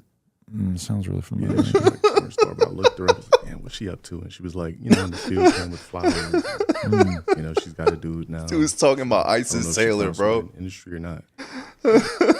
That's something I always get a real straight up talking about porn stars now. Going on Facebook and searching up the names of girls that I remember who are like huge whores, like girls who back in my BMX days fucked 15 of the homies. Damn. And then at some point, boom, they just get in a relationship with some guy and they got twins and they're got a nice little house and the guy is working as an accountant somewhere and they got a Pinterest or whatever. And it's like, crazy. I'm not begrudging them the ability to adapt and change. It's just kind of weird to like see a girl go from wanting to get slutted out by a different X Games gold medalist every night for a period of time. Going to X Games and fucking 3 different guys on a Friday, Saturday, Sunday over the course of a weekend type shit. And then at some point, they flip the switch and they just, never mind, I'm settling down. I feel like every chick does that, though. I'm just so fascinated by that. Yeah, from my experience, I know a lot of chicks who, hit me up at 2 a.m., fuck multiple guys, blah, blah, blah. 100%, they're married, bro. They want to fuck. Now it's just like, okay, I'm with my husband now. Like, I give it all up. Because feminism has kind of sold them a lie that like, oh, you're going to be happy because you're fucking a bunch of dudes. So it doesn't work. Nah, it doesn't. There's no light at the end of the tunnel for a chick that has a crazy body count and continues to do so. Yeah. It makes you wonder how many bodies they cop to their husband. I know. Quite often. I'm sure the figure is I mean, from my experience, I've had chicks like willingly tell me they're married and want to fuck. And I mean, Yuki, bro, like as a side hustle, my crazy shit. Like I've had like is there any point in stopping? Like if I'm making money off this shit, like is there any reason to stop? Yeah, now that I'm married and have a kid, there's no reason to, bro. It feels so different to fuck a married woman. You know what I'm saying? Like, I don't know, it feels who was like cheating. Obviously, I fuck married girls in porn all the time, but like to really like.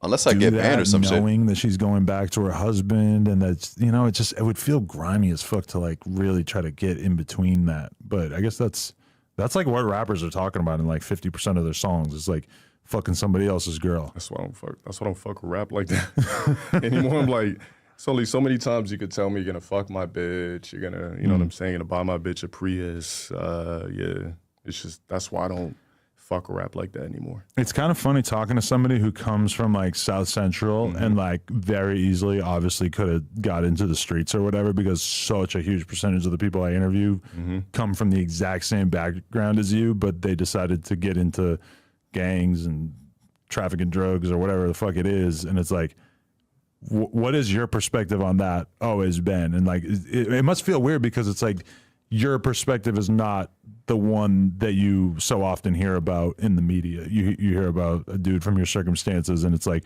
romanticized that they got into a life of crime for a period of time and then made it out through rap or some shit. I mean, my shit could have went completely different. If I would have stayed in South Central, if I'd have stayed on that block, I would have never been who I was. So it's like when I go back to that area and I see how it's just locked in time, people clearly haven't changed. Like when I go visit my family, this and that, they still got that LA mentality. Like, yeah, you know what I'm saying, my nigga? Like, they still got that LA lingo and everything. It's crazy how I think. Either I feel like I would have been, if I was still in LA, I definitely would have been on some gangbanging shit, or the typical shit everybody says. I would have been in jail, or I would have had multiple kids.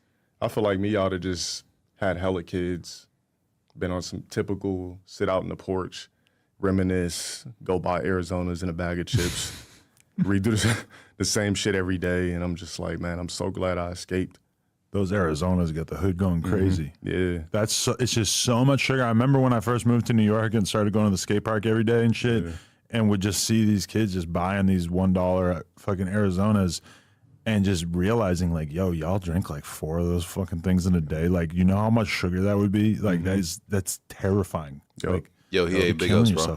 I love you, Hakusho, man. The ghetto snack is a honey bun, or you got to get a purple colored drink, a red colored drink, a blue colored drink, or orange colored drink. Your food groups. Yeah, exactly. So that's just what you see on every hood vlog. They go grab a honey bun, grab some Swishers, and they fucking grab some sort of a colored drink. So you're interested enough to want to see the hood vlogs and shit, but you don't personally have any interest in living that. Going back, nah, because you're just stuck. Like, I went there, I checked out my old block, I want to say maybe 2021, and it's crazy because once I got over there again, I just knew how to navigate it so easy. I'm like, damn, I dangerously remember this area like it was yesterday. So I'm just, you know, you make it out of a situation and you're just like glad your future was altered. I wouldn't have been who I am today, that's for sure. Yeah. So everything happened every time I fought, every time I went this way instead of right, every time I switched schools. I went to like 9 different schools in LA. It's crazy that fighting games helped you get there. I know. It was the start of it. That's crazy. Yeah, that's wild. I remember playing Mortal Kombat 2 till my fucking thumbs bled. Yeah. Damn. So you were playing the arcade? Nah, I had like a Super Nintendo controller. Oh, okay, yeah. Damn, MK2 on the SNES. Wow. Yeah.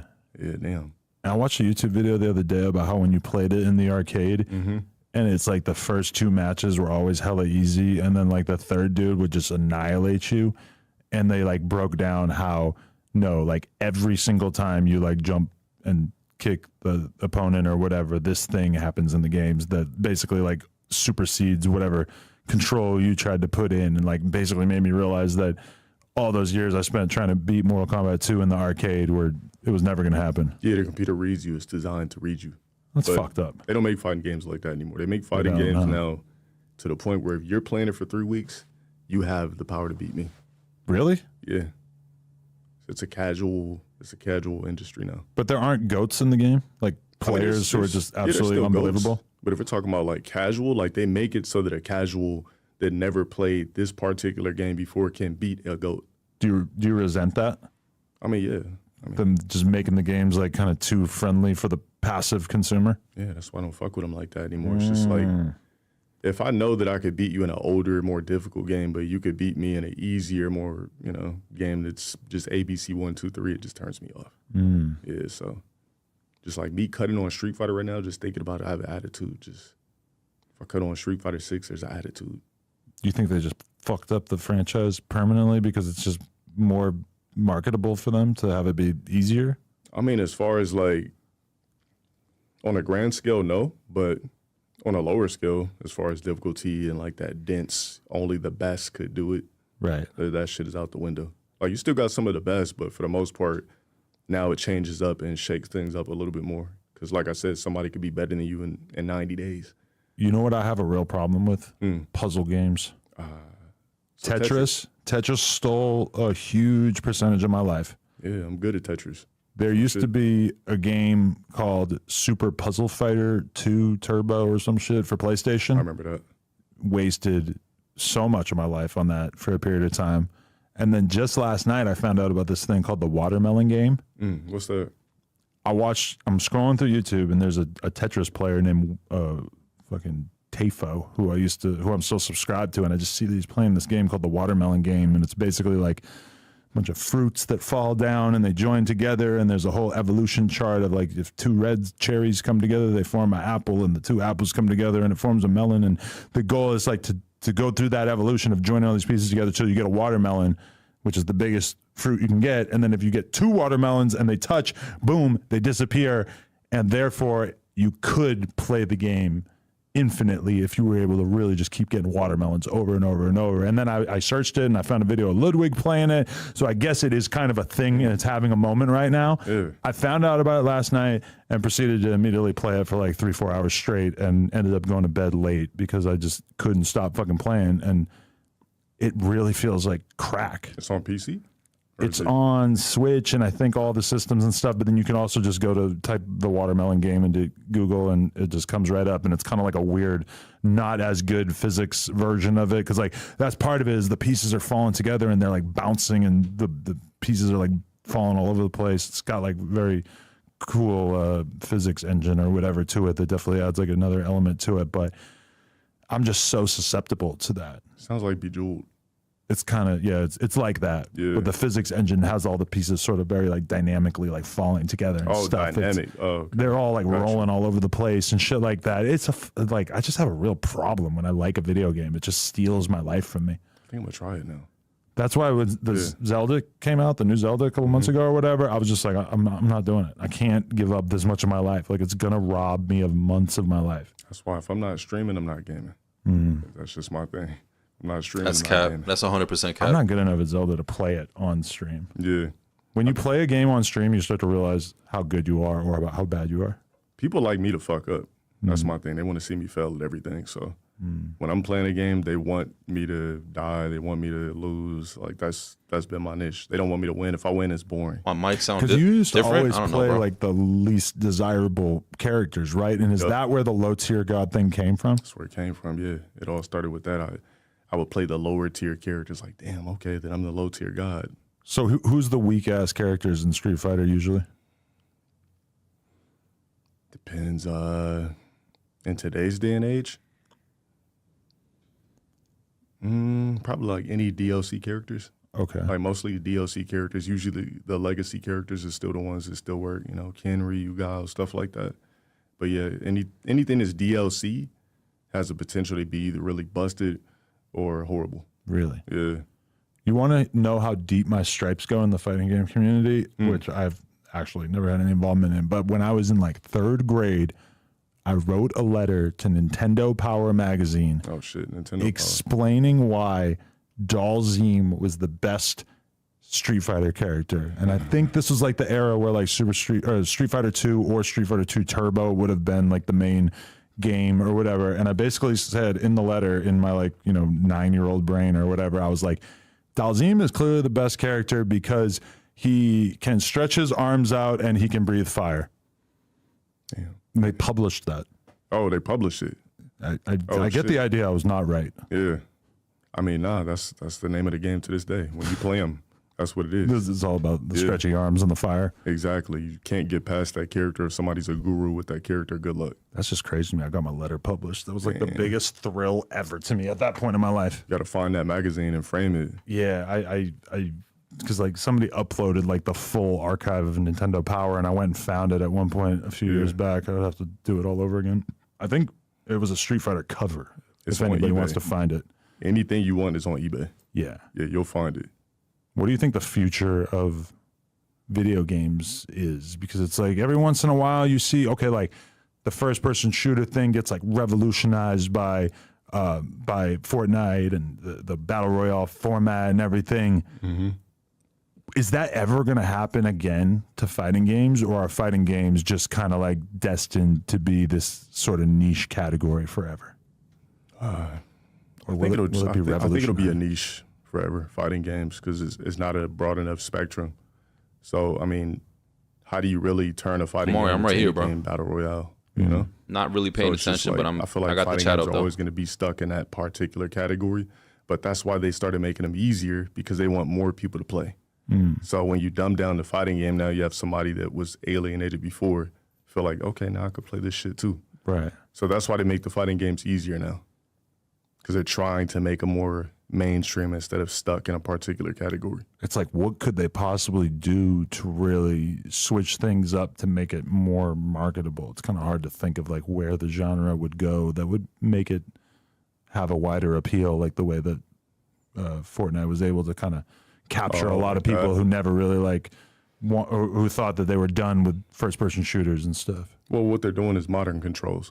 So modern controls, I press 2 buttons instead of doing directional, and a button. Now I just press 2 buttons for a super. Really? So yeah, that's what every fighting game is doing now. There's modern controls. And do you feel like that takes a lot away from it? I mean, yeah, but that's what the companies want, because I mean they got to make their money. So if you could play with modern controls and I got to play traditional, and you could beat me with modern, that's the goal. They want more people to play that never played fighting games before to be able to beat you with 2 buttons, 1 button. As fucked up as it sounds, that's the name of the game. Wow, that's crazy. Yeah, everything has modern controls. Tekken, Street Fighter, all of it. Mortal Kombat. Yeah, well, actually, does Mortal Kombat have it? Nah, they just made their game easier. But okay, you tell me if I'm wrong. It feels like, because like my kid's real into Mario, so sometimes I'll put on fucking videos of people playing like the more recent Mario games. Yeah. And it's like, I feel like you never see a side-to-side scroll. Yo, this is fucking horrible, bro. Anymore. It's all like some Holy weird 3D thing where you can travel into the background or whatever. This is a horrible ass fucking interview. At a certain point, people were acting like, oh, now it's Tekken, like, 2D fighting games are over. But then that doesn't feel like it really panned out, right? Like all the popular fighting games now are 2D. Yeah, I mean the only popular 3D fighting game is Tekken. Right. That's it. But that's been the marquee 3D fighting game. I mean, there was a bunch of trash 3D fighting games in the past, but I mean the one that stood the stands of time is But it's just Tekken. A camera angle anyway, right? I mean, it's different movements. It's not just back and forth like a sidestep. Oh, you can sidestep, yeah. Okay. Yeah, definitely. Like, I'm not gonna beat anybody who's a professional Tekken pro. Like, it's not gonna happen unless I'm just really playing with those type of players all the time. So Tekken over time has kept that thing about it where it's just not built for norms unless you really go in the lab and really play with these top players. Street Fighter's not like that. Are there any like classic fighting games that are extremely niche that you have some love for that are just very, very, because I'm thinking like Clay Fighters for Super Nintendo. You remember that? I do. Claymation, like there was a snowman and shit.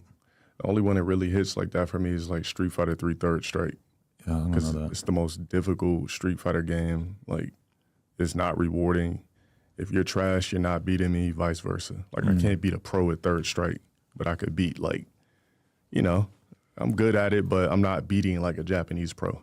When I was a kid, I would always get the video game magazines, and they would have articles about Neo Geo. But it was like $700 or some shit, and like the games were like $200 or some shit. So it was like totally like never gonna happen. But then they started to bring like Samurai Showdown to the consoles and stuff, and I was fucking super into that shit. They brought it back. Samurai Showdown dropped. I want to say maybe like 4 or so years ago, but it was just trash. Like it didn't resonate to today's fighting games whatsoever. Right. It was just really slow. It was just boring. It's just like this shit's trash. Yeah. It's a tough marketplace these days for sure. Yeah, but I mean, they'll figure it out. Modern controls, you could pick up the shit and probably beat me. You're making me want to do that. Maybe once I'm done with the watermelon game. I'm just hoping that it's like a week-long addiction and not like a multi-month addiction, because that... Is it one player or is it online? It's online. Oh, see. No. It's one player, at least what I've been doing so far. I wouldn't be surprised if they come out with a 2-player version, but I haven't got it on Switch yet because it looks way sexier on Switch. Like the pieces are just bouncing and moving way better than the desktop version. Oh, okay. So you're playing on desktop. Yeah. See, if it had online, I could get addicted to it. Like my thing is I like playing shit online. I like beating humans and shit. So, yeah. Now, if there's back-to-back, you got a screen, I got a screen like Tetris, yeah. But by myself, I'll be like, damn, I want to play online. I got so into Tetris 99. Yeah. It took over my life. Just played it yesterday. I set a standard for myself that if I won 10 battle royales in a row, then I would stop. And I did. I hit 10, and then I haven't played it since. Oh, you actually got first place on 99? 10 times in a row, yeah. Damn. So you know how to T-spin? I'm pretty good at T-spinning, but there's another level of T-spin, I forget what it's called, that I never really bothered to learn. But there's a guy named Wumbo on YouTube who I'm subscribed to who plays Tetris 99 like a motherfucker. Like I've never seen anything like it in my life. And I got like obsessed with him, and I got obsessed with learning to T-spin. Yeah. The highest I got with no T-spins is 3rd place.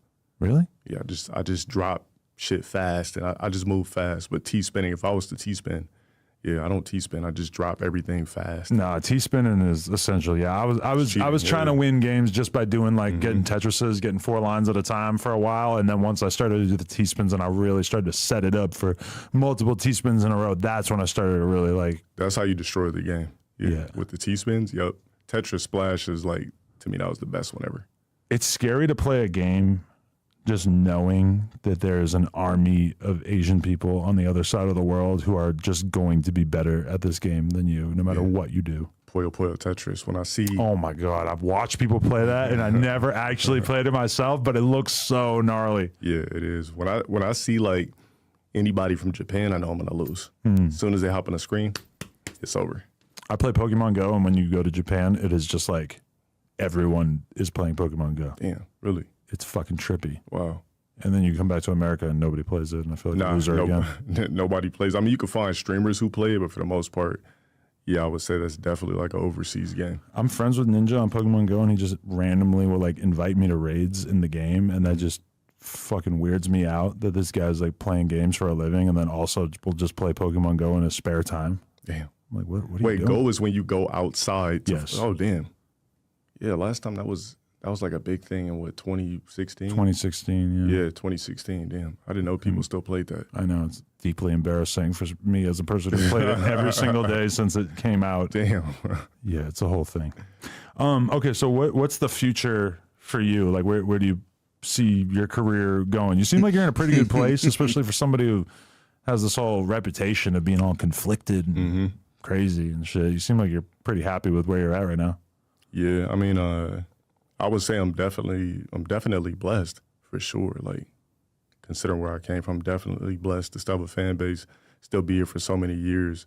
I do have personal goals for myself. I love streaming. I do miss doing YouTube, but obviously that's out the window. I mean, my next thing is I would love to just conquer something else like acting. Like, it's difficult. It's hard.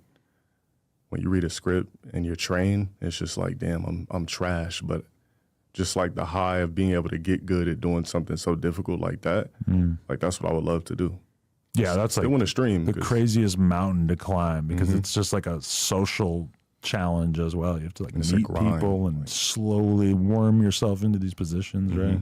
Yeah, you know, people like Pedro Pascal, like if you look at his Wikipedia, he's been acting since like the early 90s. And he just now got a buzz with like 4 years ago. Really? To the point where it's just like, okay, that's Pedro Pascal. Yeah. So for me, I'm fans of actors instead of just like rappers and shit like that. Like, I like people who study the craft, who do the craft. Like, it's the most difficult art form. So, I mean, I still want to stream because now for streaming, you can make more than an actor. But and now streaming is like easy to you. That's just like the thing that you can just plunk your ass down and do it for 6 hours and it's whatever. Whereas it's good to have the thing that you're an expert at and the thing where you're like trying to climb this impossibly huge fucking mountain that feels like you're never going to get to the end.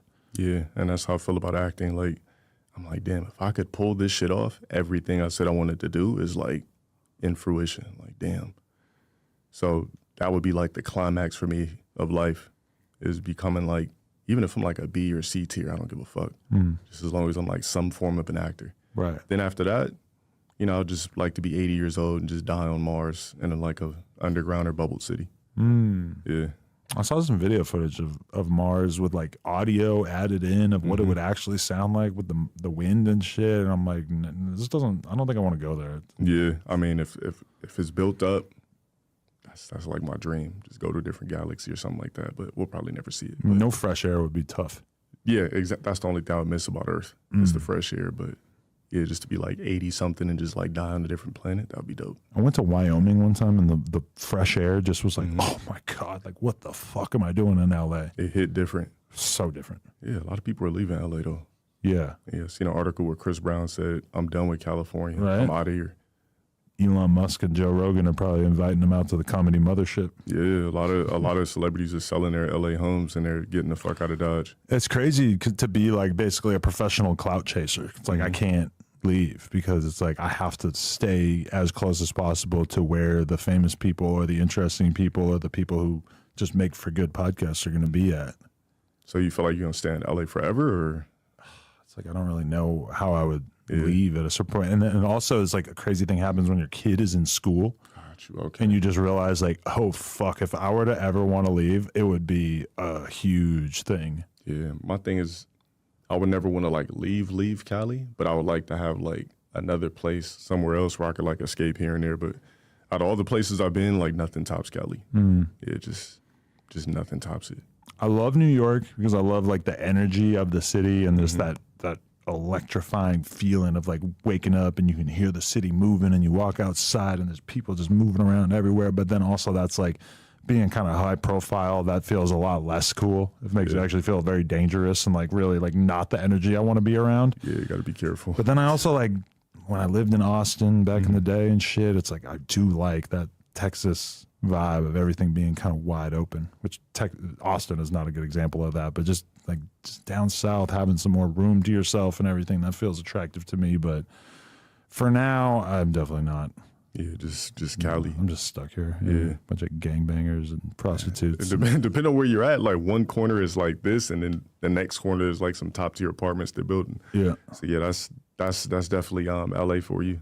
Yeah. That's the LA area for you. Yep. I'm just gonna keep going for it until I feel like I'm sufficiently irrelevant, and then I'll dip off and just be like, all right, I'm gonna go to Hawaii or some shit. That's what everybody does. That's the dream. Yeah, I'm done with Cali. But I'm not gonna give it up until the clout really like kicks me out and like is just like, no, we have no use for you in this ecosystem anymore. That's some Joe Rogan type shit.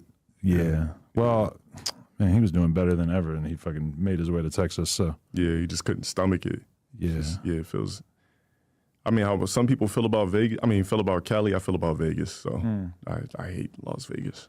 So I hate everything about it besides as a poker player. I love it. See, there's only one thing to love there. Yeah, but as far as the atmosphere, it sucks. They got some good strip clubs. I mean, probably that too. Not really my thing, but I've had some electrifying experiences of the strip clubs in Vegas. Oh shit! I mean, that's what it's bred for. Yeah. All right. Where should they tap in with you if they've somehow watched this whole thing and they don't know what to go look at? You guys could tap in lowtiergod on Twitch, lowtiergod anywhere, Twitter, Twitch. But if you want to see me live, it's going to be on Twitch. That's lowtiergod spelled the correct way. That's where you can find me. Let's go. Tap inwardly. Shout out to the fighting game community. Shout out to the hip hoppers. This was fucking trash. They were about to see an I'm over with here a like rapper when they clicked on this. Yeah, I'm over this is here. different. Sorry to let you down. I'm over here like modding a keyboard right now, bro. Man, I appreciate your time. We got to do this again sometime. Like a keyboard that I'm going to sell. And this shit, bro. Low Tier God, no jumper. Was so fucking coolest boring. podcast in the world. Check us out on YouTube, TikTok, Patreon, Really Instagram, fucking boring, etc. bro. Like, comment, and subscribe. NoJumper.com if you want to support. Wow. Jesus, this was some trash ass shit, bro. Holy fucking crap. All right, yo, you pace around sometimes? This was fucking horrible, man. 100%. Hold on 1 second. Display capture. About the camera.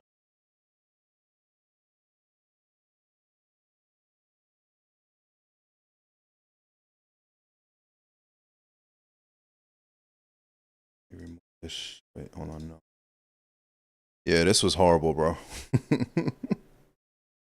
Yeah, man, I'm gonna be out, bro. I'm gonna end this shit. He's gonna try to front like it's it's not the most relevant thing in his career.